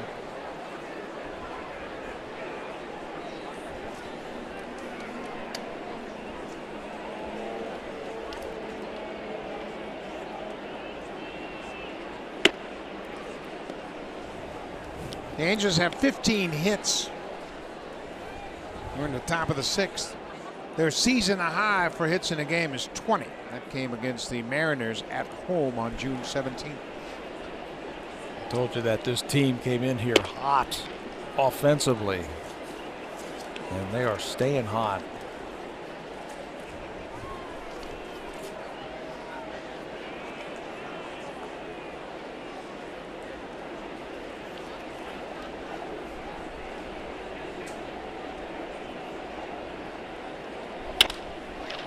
Another fly ball, this one playable for Davis. He makes the catch. Calhoun is retired. That's the 2nd out of the inning. Save during the plumbing, heating, and electrical expert sale only at Home Hardware and Building Center locations. Homeowners helping homeowners with expert advice. Night has fallen on Toronto, and the Angels have jumped all over the Blue Jays.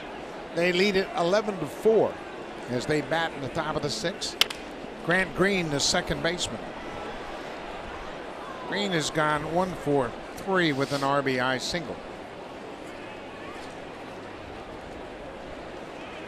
Green grew up in Anaheim Hills, not far from Angels Stadium.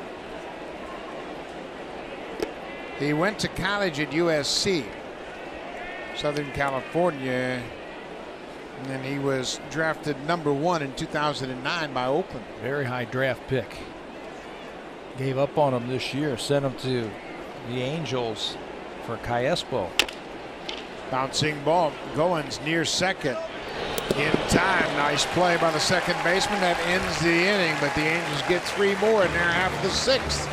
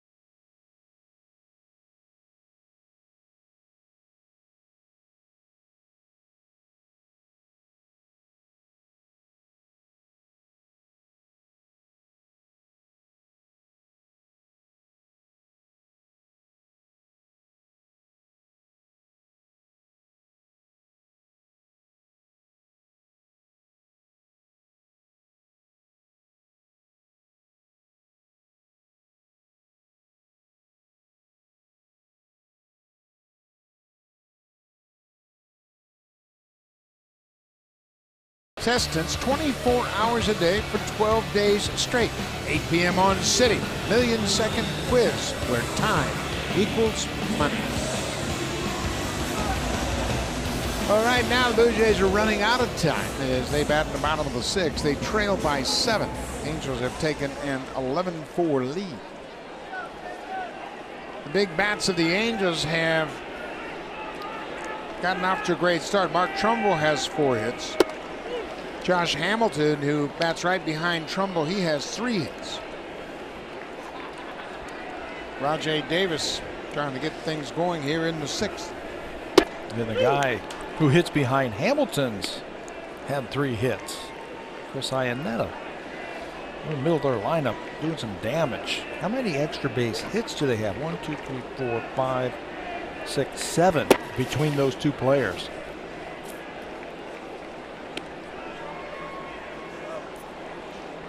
They got their hitting shoes on. Blue Jays are going to have to scratch their way back into this game and just string some hits together. Williams, we mentioned, he picked up his first win since June 12th, last time out against Tampa Bay. They had been in a real drought. But tonight he got a 4-run boost to his outing before he ever went to the mound. This ball's got a chance to be trouble, and it is gone. Rajay Davis has homered. A leadoff homer here in the 6th. His 5th home run of the season. What were we saying earlier about buckle up? You can see some fireworks tonight. It's been all Angels so far. But you never know. Rajay Davis with another home run, his 5th. Had a multi-home run game in Arizona. Scorches his breaking ball to left field. Ball really carrying tonight. Boy, that ball just spun on the inside part of the plate. J.P. Arancibia has gone 1 for 2 so far. Rajay Davis and his wife are expecting their first child any time, and he is excited and very much looking forward to that. Saturday is the due dates. So he's very excited. A big home run.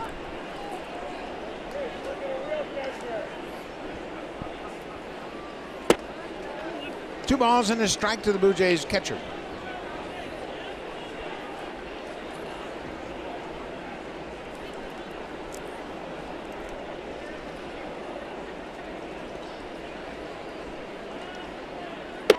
Inside, 3-1. Blue Jays need base runners. They just got to get a few guys on and hope somebody runs into one with a couple aboard and be back in the ball game. That's how you get back. A walk, a blooper, an error, and a long one. Ball 4. That's the start. In case you're just joining us, Mark Burley, who had been on such a roll here at this ballpark, 8-2 at Rogers Center going into this start. And the Angels ambushed him in the first. They scored 4 runs on 5 hits in the first inning. Eric Ibar got it going with a solo home run with 1 out. Josh Hamilton drove in up there. Grant Green had an RBI. And Burley is out of the game after 4 innings and 4 batters. Gives up a season-high 12 hits. He just couldn't find his spots. Fastball, no command there. The changeup, cutter, curveball, just couldn't throw it where he needed to. Couldn't get it down. And you're right there waiting for him in the first inning. It's a team that's been hot. Told you that in the first inning. That this team has been hot offensively, the Angels. Got to be frustrating for both managers, Mike Scioscia and for John Gibbons, to see their team playing well in September. Hey, where was that in April and May? Yeah. And that's the disappointing part of these ball games. You know, everybody knows about the expectations for the Blue Jays, and you know they were picked to win the World Series and all that kind of stuff. Right behind them was the Angels. I know the Nationals were up there, and the Angels were up there also as favorites to get to the World Series. And when you look at both ball clubs, the problem has been pitching. Angels addressed their offense with Pujols and Hamilton the last couple of years, but pitching has been a concern. This is a fair ball. Moises Sierra drills it off the wall in left. Hamilton shoots it back, but Sierra has another double.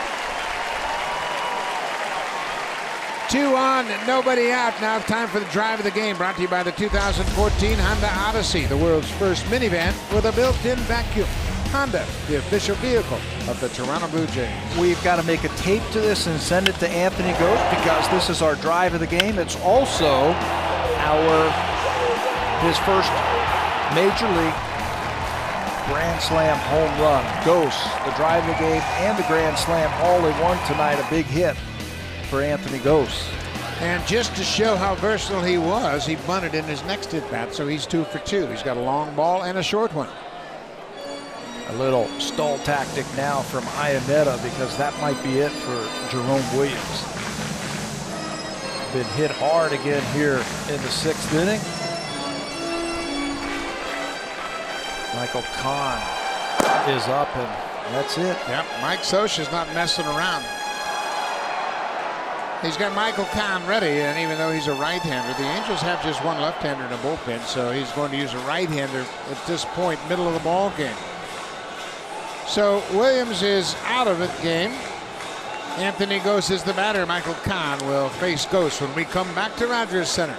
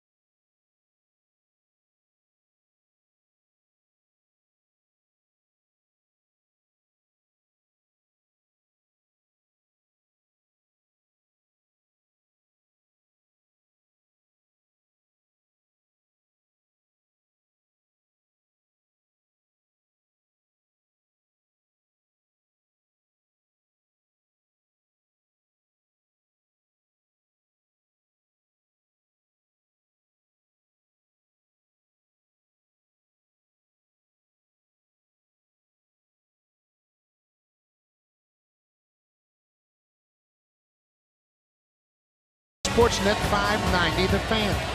Win a trip for 4 to Toronto to see the Blue Jays take on the Tampa Bay Rays September 28th and 29th. The prize includes airfare, a hotel, chance to throw out the first pitch of the Blue Jays game, so make sure you enter the contest today. The contest closes September 16th, so enter now at bluejays.com/allstatefan. New pitcher for the Angels is the right-hander, Michael Kahn. As Jerome Williams was staked to an early lead, just couldn't get anybody out here in the 6th. Couldn't get the ball down, so he is out. Kahn now 57 games, 335 earned run average. The left-handers have a average that is lower than the right-handers. Good fastball, lacks movement, a little bit of a slider. And he has pitched well against the Blue Jays. 5 games, 4 2/3 scoreless versus Toronto. Anthony Ghost with a chance to cut into that big deficit. Fouls it back. Ghost is 2 for 2 so far. First big league grand slam came on the first pitch he saw in the 2nd.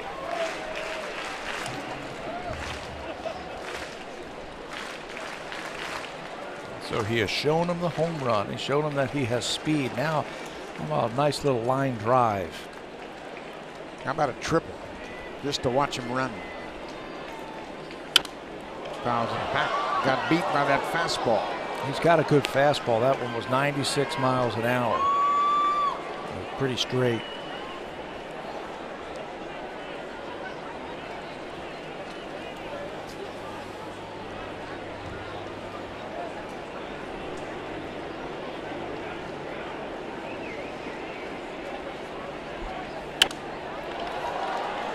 Another good fastball, and Ghost is battling Khan.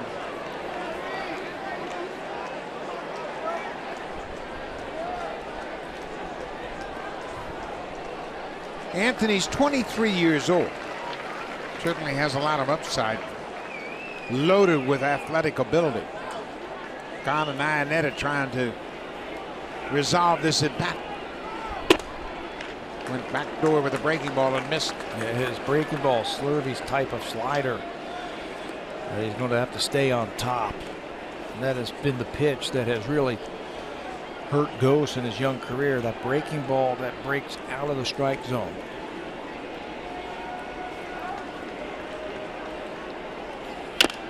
Staying alive. Yeah, Batola told me a great story about Ghost today, that his at-bats have been better. He had that 11 pitch at-bat in the last series that we had. He was saying that you never saw that from Ghost before, but now he's getting into those 11 pitch at-bats, 10 pitch at-bats, and he's getting deep into that and saying, like, okay, now what? Well, he's learning how to hit. He's learning how to battle through those long at-bats and come up with big base hits. This time he goes upstairs. Cone strikes him out. One down. Let's check in with Jamie Campbell.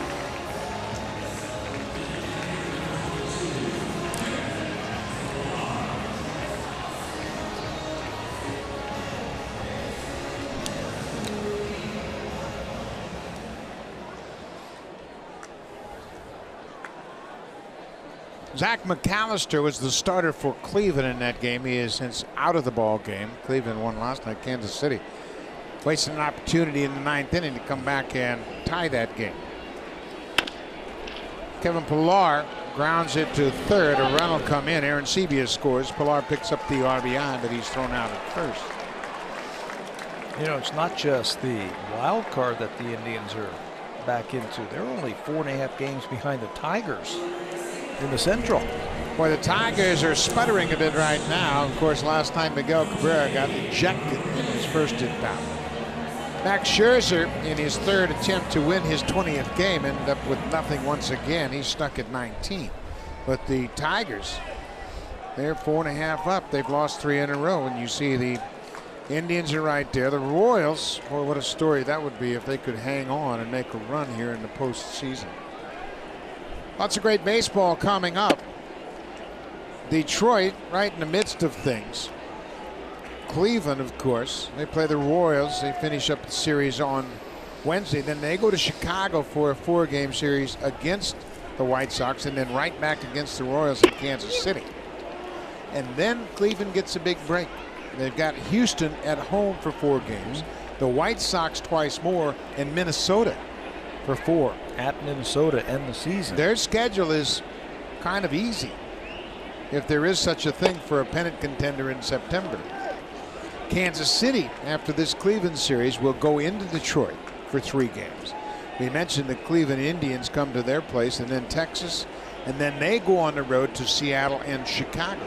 7 games on the road to finish up the season. 4 big games against the White Sox. That's drilled down the right side, and it is foul. I thought he hit it so hard he didn't have time to go foul. Boy, he's been swinging the bat great, hasn't he? Throwing up some extra base hits and some power. Came up with a big base hit, the eventual game winner in Minnesota the other day on a pitch just like this. High fastball, and he got on top of it. Hit a double. At that time, just a little bit too quick. You see the ball hitting down the right field line, and it just curves foul. Guy hits a ball like that, the next pitch is guaranteed to be something soft, doesn't it? You would think, but he came right back with the fastball and got Reyes to foul it back.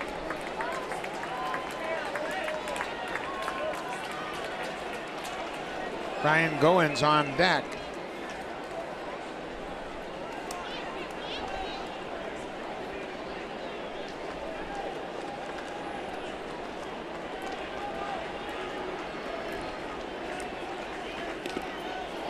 In the dirt, blocked by Netta. Sierra at third. Jose Reyes has done a terrific job of delivering clutch hits for the Blue Jays. You look at the highest batting average with runners in scoring position with a minimum of 50 plate appearances. Everybody expects Miguel Cabrera to be among the leaders, then Jose Reyes, Alfonso Soriano, and Brian Roberts with a .385 average. That's the top 4 in the American League. 3-2 pitch, popped up. Eric Ibar backs up the shortstop in the outfield, makes the catch. The inning is over. The Blue Jays score a pair, but the Angels still have a 5-run lead. Ricky Romero.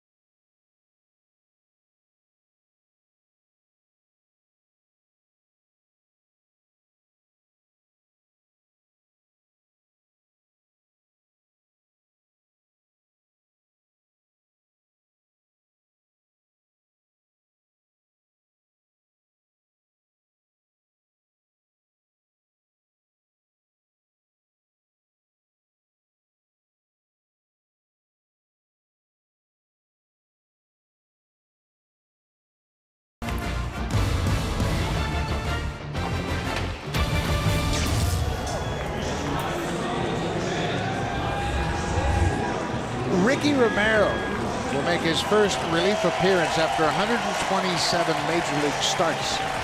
And the crowd appreciative of seeing Romero back on the mound at Rogers Center. There are his numbers from Buffalo. He started when he was with the Bisons, 5-8, and ERA just under 6. And everybody knows the story. Romero did not make the team out of spring training, went down to Dunedin to rework on his mechanics. He says it's all mental, his problems. He needs to pound down in the strike zone, not worry too much about mechanics. Just throw strikes. You throw quality pitches and you're going to be just fine. So he is back here in September, and a lot of people talked about, well, why are they bringing Romero back? They got a lot of money invested in Ricky over the next couple of years. They have to get something out of him and see what they've got. $7.5 million for 2 years, so Romero gets a chance to start here. I'm sure it's a good feeling to be back on the mound. He's 28 years old, former first-round pick, 2005 of the Blue Jays. His finest season was 2011 when he was 15-11 with a .292 ERA.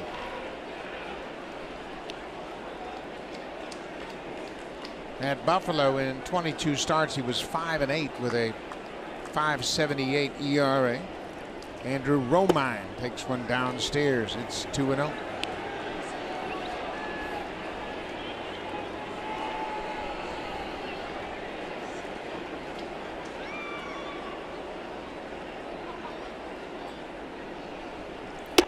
There's a strike.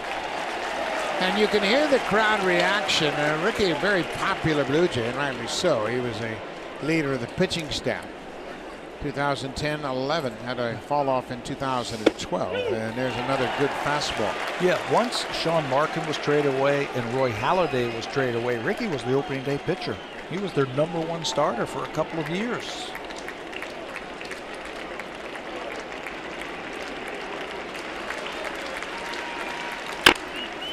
Little tapper out in front of the mound. Romero gets on it quickly and throws Romine out, 1 down. You know, Romero, I think, got caught up in a lot of different things. I mean, he got off to a decent start in 2012. At one point, he had 8 wins. And then it really fell off for him in the second half. And the doubts started to creep in, and everybody wondered what was wrong with Ricky. And I think he himself got a little bit too hung up on velocity. I think he was worried about not throwing hard enough, when in fact his strength, in my mind, is movement, location, and the great secondary pitches he has. I agree with you 100%. We've had a couple of different catchers tell us he's one of the most difficult pitchers to catch because his ball moves all over the place. So you got to be able to throw it where you need to. Forget about how hard you're throwing it. Ricky Romero, according to John Buck and Jose Molina, was the toughest pitcher they ever had to catch. Both those guys have been around, and it's about movement. It's about movement in the strike zone, and he just needs to shoot for the middle of the plate. You know what? Tough in a good way. Toughest pitcher to catch in a good way. A compliment that his ball is tough. You throw it over, it's tough to hit. I remember when Jose Molina first came here and caught Ricky Romero, he went up to John Buck and says, "Are you having trouble catching him?"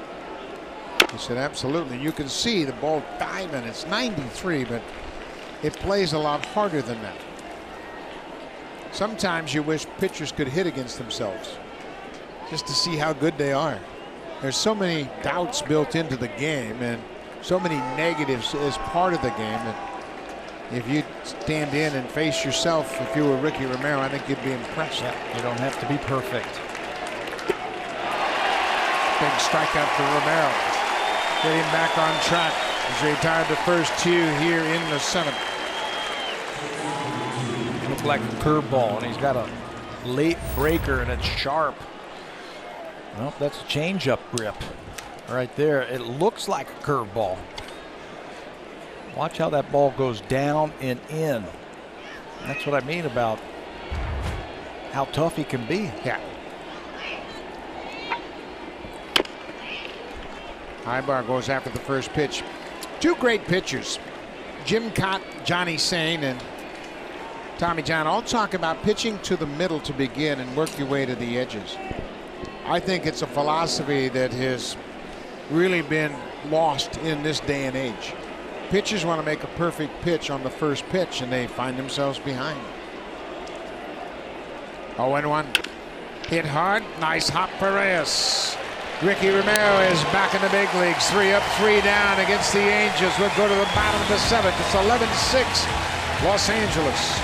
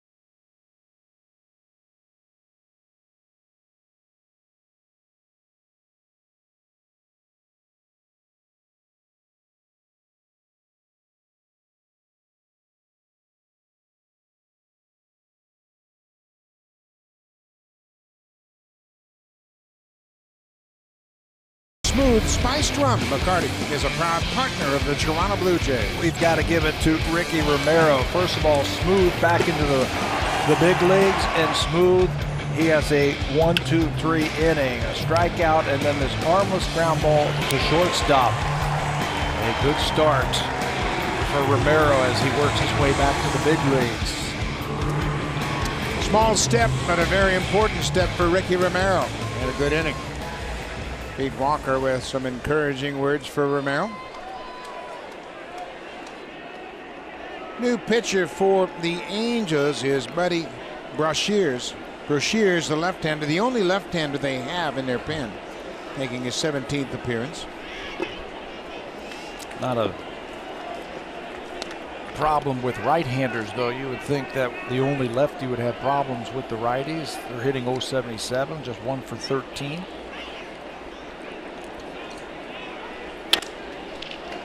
Brian Goins has hit the ball hard a couple of times. He's got nothing to show for it. He is 0 for 4 so far in this game. Bo Shears is 25 years old. He's a former 4th-round pick in 2004 by the Angels. This is his 6th season. He made his Major League debut August 10th at Cleveland and struck out the only batter he faced, Jason Kipnis. He was a starter in his first 2 seasons in the minor leagues, and then they made the transition to a relief pitcher. Started the year in Double-A. Did some work at Arkansas and Salt Lake, their AAA team, and here he is in the big leagues. They've had a changeover in their bullpen since the last time we saw the Angels, and that wasn't that long ago. They have had many changes, some due to injuries, some due to inconsistencies.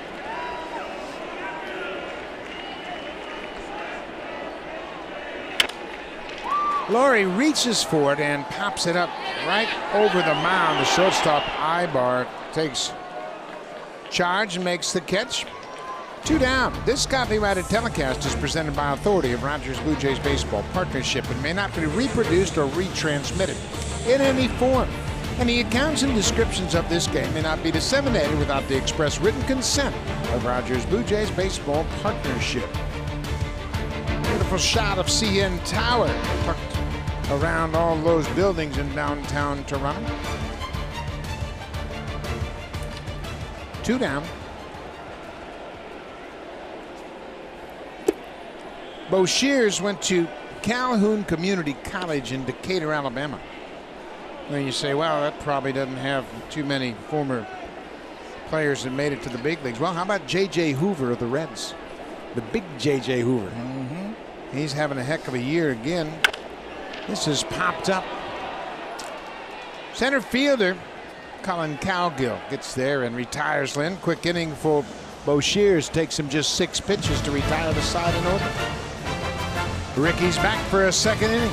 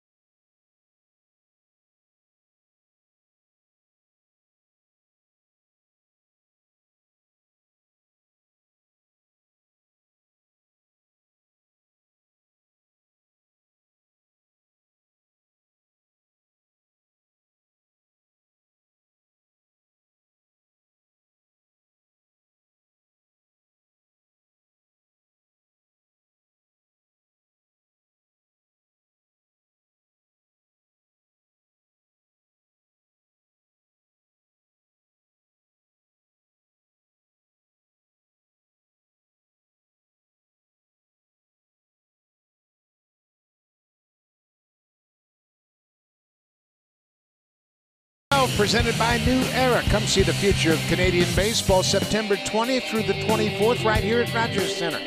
The Blue Jays Hall of Famer Roberto Alomar will host a showcase baseball tournament at Rogers Center highlighting some of Canada's best amateur baseball players with college eligibility.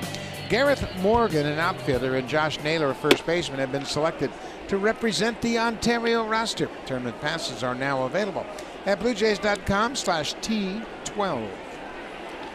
Ricky Romero back for a second inning of work.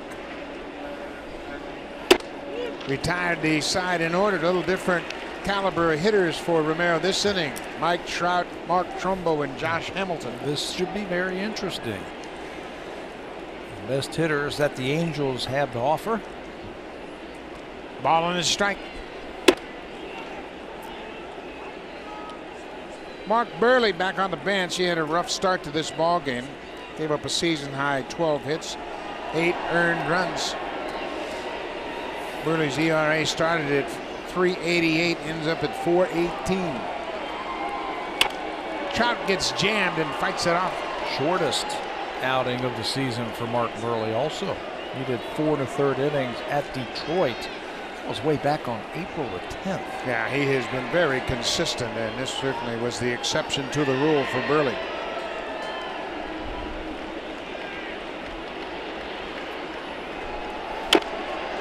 Boy, Romero really tied up Mike Trout with that pitch down and in.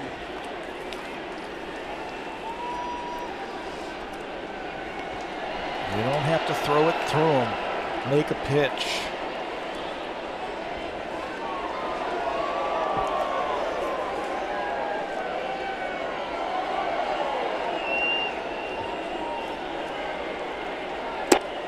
Missed with the curveball.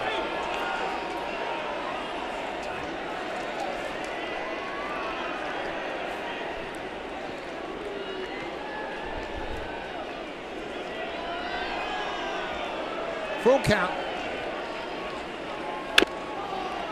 Boy, look at that pitch. Started out over the middle of the plate, broke all the way inside with the good movement. Cut right in on him. 91 miles an hour. Right in on his hand. Really tied him up. Well, if he could throw a changeup for a strike here. Might have him in a swing mode. He might chase a bat changeup. Hits this ball into right. Fly ball for Sierra. Trout's retired, one down. Let's check in with Jamie Campbell.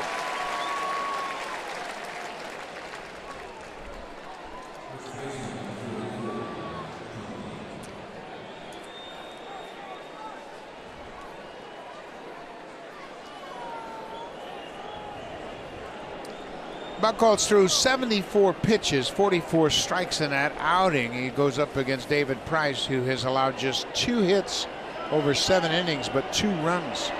Johnny Gomes an RBI, Jared Saltalamacchia a sacrifice fly, and that's all there has been. Boston has been out hit 3-2, but lead 2-0. That's the only important number to score. They have pitched well. They are the best pitching team in the American League East. Mark Trumbo's had a big night. He's hit 3 doubles and a home run. He's the 27th Angel with 3 doubles in 1 game. Devon White's on that list. Bobby Bonds as well, and of course Albert Pujols. Wow, is he hot or what? And Rajai Davis played that off to the side, and Trumbo's going to end up at second. And he nonchalanted that ball, ate him up. It was hit so hard, it was still hard when it got to the left fielder. It's an error on Davis. Ball hit hard once again by Trumbo. You're right. And then Rajai jogs over there, hits off of him, and then he doesn't get after it. He still had a shot if he comes up throwing right here to get Trumbo because the ball was hit so hard. He was just at first base. But it goes as a hit and an error. 5th hit for Trumbo, his career high in hits. A 5-hit night, and Hamilton's had 3 hits. This is how you turn on a pitch right there and you hit it hard. That is 5 straight balls that he has hit hard tonight.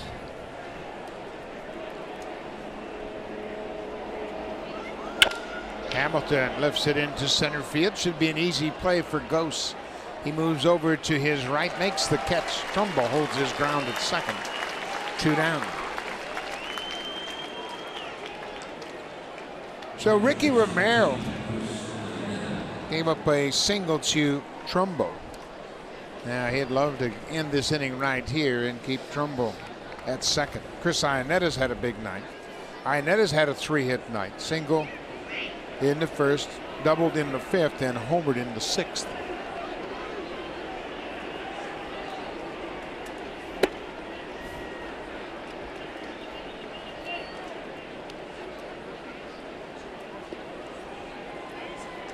Chris Ionetta, his second year with the Angels, came to Anaheim from Colorado.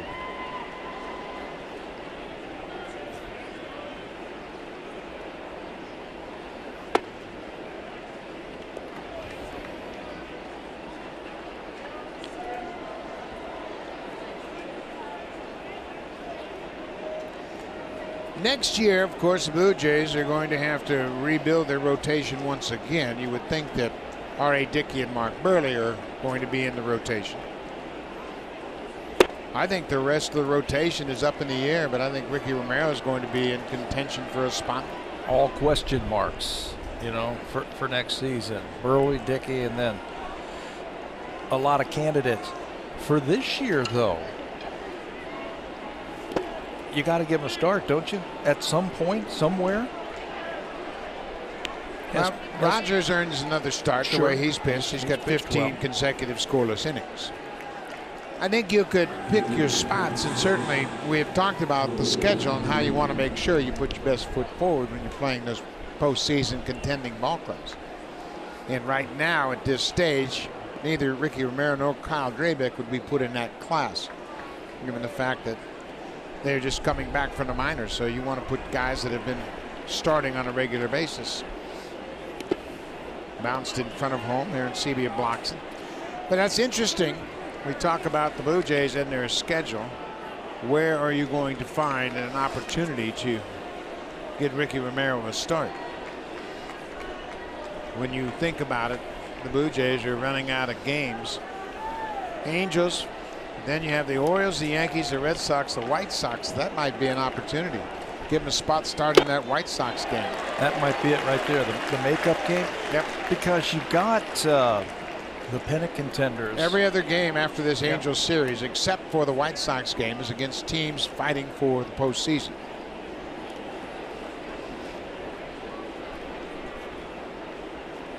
Ball on this strike. Cole Calhoun. Calhoun hit a ground rule RBI double in the fifth. That drove in Chris Ionetta, who had doubled ahead of him. That was the final batter for Mark Burley.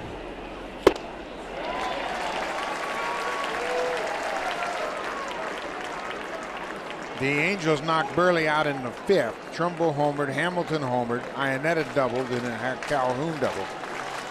And that knocked Mark Burley out.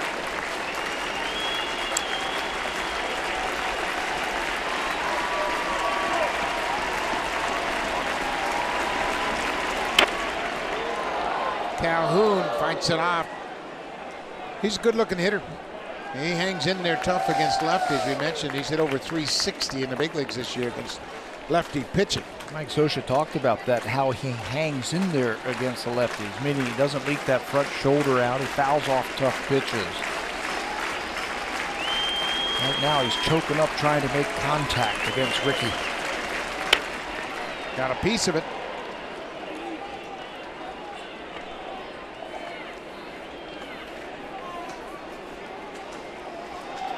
Calhoun, an 8th round pick out of Arizona State, 2010. Just his 4th pro season. Romero reunited with J.P. Arancibia, trying to retire Cole Calhoun.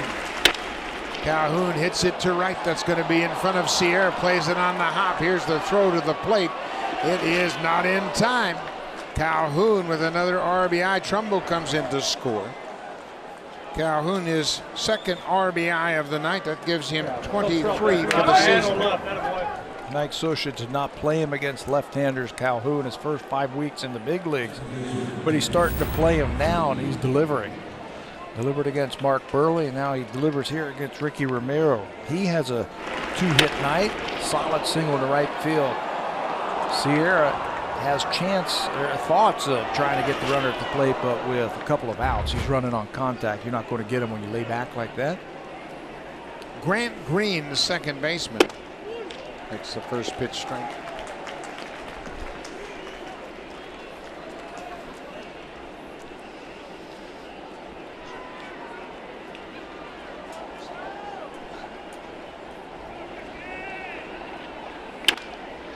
Laurie in the dirt, scooped by Lynn. The inning is over. The Angels add a run. They've taken a 12-6 lead. We head to the bottom of the 8th. Time now for Blue Jays Central Update. Here's Jamie Campbell and Greg Zahn in the Blackberry Broadcast Studio.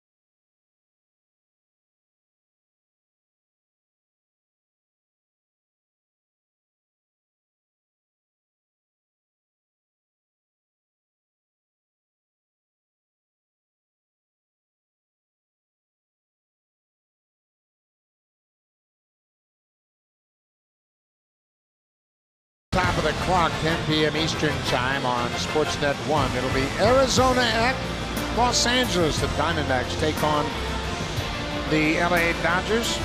The Dodgers really have put things together. Evanson Volquez makes a start against Trevor Cahill for the D-backs, as the Dodgers won 8-1 over Arizona last night. Ricky Nolasco picked up the win. New pitcher for the Angels is Ryan Brashear, making his 4th appearance since coming up to the big leagues. Second stint with this ball club. He was up in May for just a little bit and then just got called back up.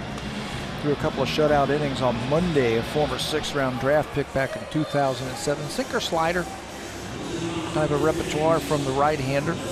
Just 3 games this year for the Angels.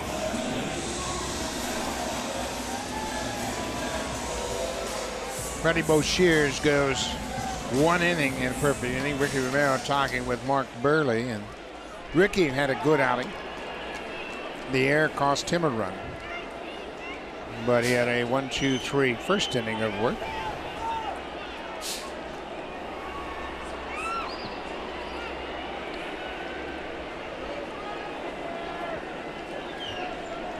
Rajay Davis takes one outside. Davis batting 5th tonight. Homered his last time up. Had a low line drive over the wall in left. Hits this one hard. Josh Hamilton battling the lights. He's able to make the catch. 1 down. Save during the plumbing, heating, and electrical expert sale only at Home Hardware and Building Center locations. Homeowners helping homeowners with expert advice.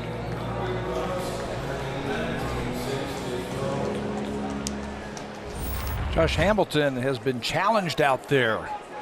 Right in the lights, he stays with it, plucks it right out of the air. Now he's having a lot of fun with his teammates. They're like, hey, way to catch one. Make it look easy. Had it all the way. Had to catch it. It was going to hit him in the chest if he didn't. J.P. Arencibia has singled, grounded out, and walked. He scored a pair of runs tonight. Lines this one down the right side. This is trouble if it's fair. It is a foul ball. Toby Bassner, the first base umpire, had a good beat on it. He was camped out right on the right field foul line and made the call.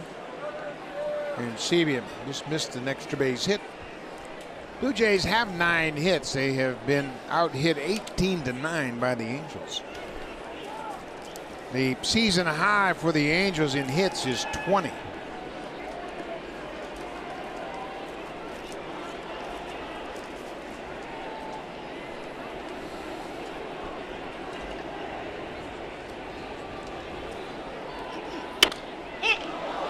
Popped up behind home plate. Iannetta over near the Blue Jays dugout.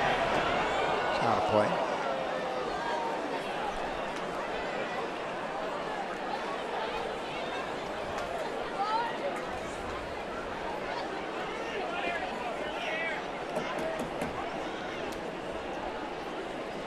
Brazier at AAA went 5-2 this year with 10 saves.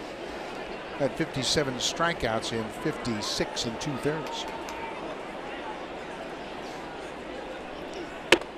Been mainly a reliever in his career. Started off his minor league career in 2007. He was a reliever for a couple of years. They let him start for a couple of seasons. 2009, 2010, moved him back to the bullpen. He looks to me like a reliever. It's a little bit like Neil Walker with a very abbreviated arm stroke. Neil Wagner, of course, not Walker, the second baseman. He looks like him, doesn't he? Yeah, a little bit. Square shouldered, strong arm.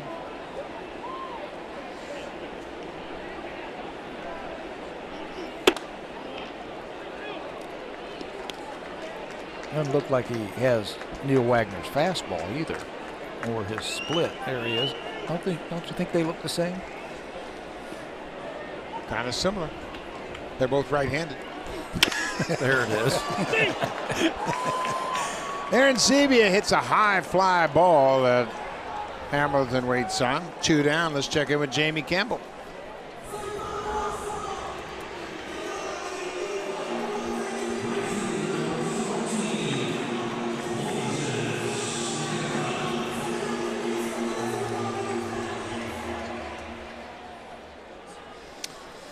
Soriano is 2 for 4 with 2 home runs. He's driven in 3. How about Mark Reynolds? Reynolds is 2 for 4 with a couple of RBIs. Former Oriole. Reynolds hit his 18th against Miguel Gonzalez.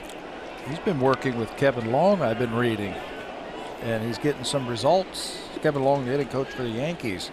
I think the best in the business. Henry Urrutia is back with the Orioles, a young Cuban outfielder. He's a pretty good looking hitter. Sierra hits a high fly ball to the left. Josh Hamilton makes all 3 outs in the 8th. We'll go to the 9th. It's all Angels. They've got a 6-run lead.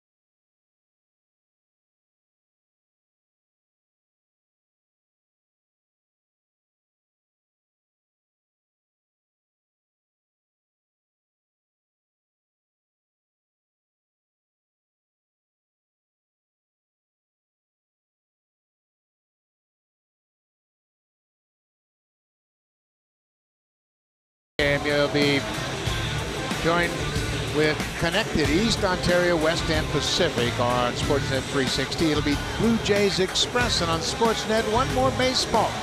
Arizona at Dodger Stadium to take on LA.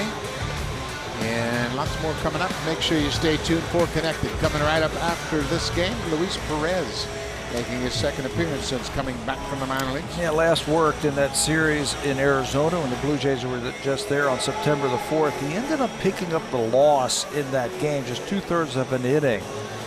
A hit, an earned run, a couple of strikeouts. That was the encouraging thing. His breaking ball is back, coming back from the Tommy John surgery, and Luis Perez is going to be a very interesting guy, I think, heading into next year. Mike Nikias has also taken over. He will finish up this ball game behind the plate for the Blue Jays as he takes over for J.P. Arencibia. Mike Nikias is 30 years old. He has spent parts of 3 seasons in the big leagues with the Mets. This is his first game with the Blue Jays in the big leagues. Andrew Romine has gone 1 for 3 with a sacrifice bunt. He gets sawed off. Reyes has to unload in a hurry, and he does.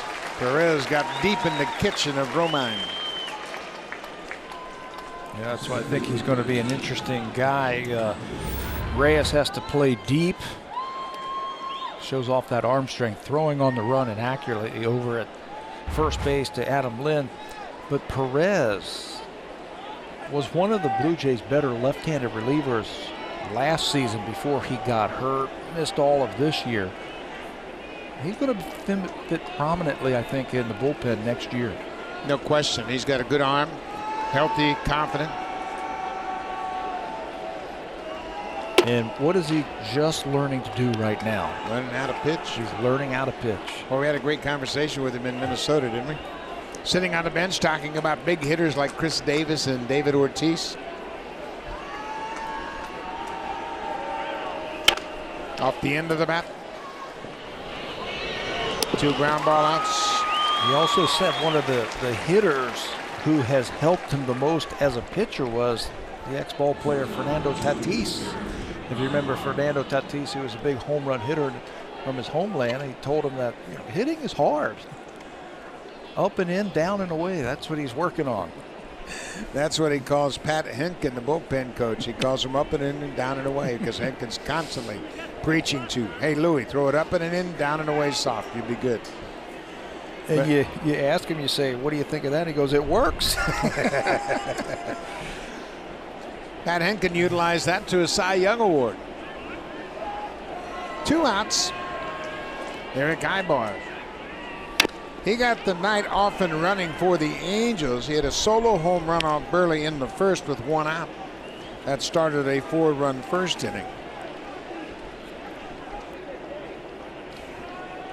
The Angels would add a run in the 3rd, 3 more in the 5th, 3 in the 6th, and a run in the 8th.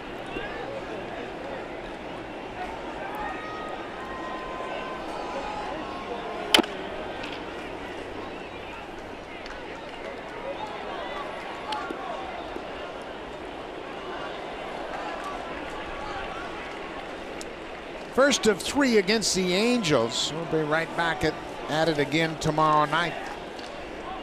R.A. Dickey will go up against C.J. Wilson, the left-hander, and in the series finale on Thursday night, Jay Happ will take them out against Jason Vargas. A couple of lefties hook up. Final time the Blue Jays and Angels will play this season. Off-speed pitch, little lazy pop-up behind shortstop. Reyes shuffling out. Good inning for Luis Perez. Retires the side in the order. We'll go to the bottom of the ninth. The Angels have a 6-run lead.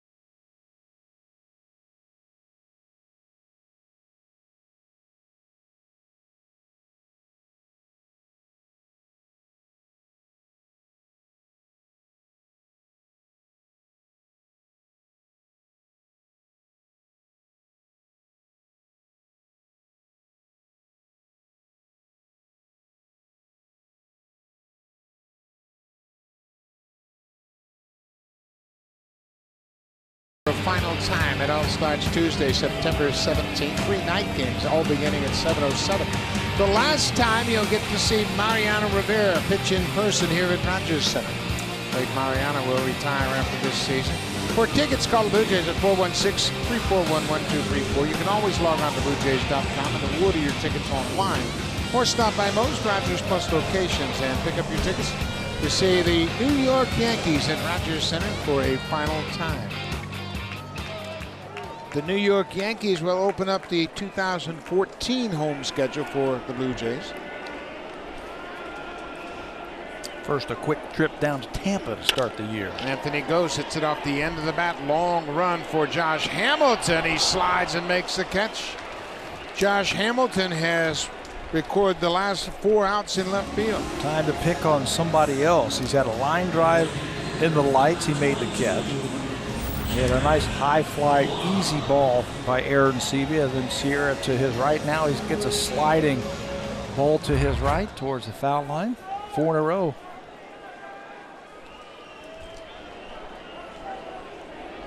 Kevin Pillar.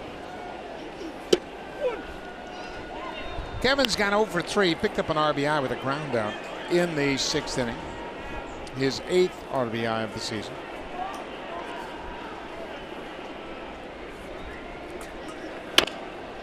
He gets jammed. We've got an interesting reunion with Pillar and the Angels TV analyst. Mark Gubicza, who was a great pitcher with Kansas City and later on with the Angels, was the coach for Kevin Pillar in high school. Chaminade High School in California.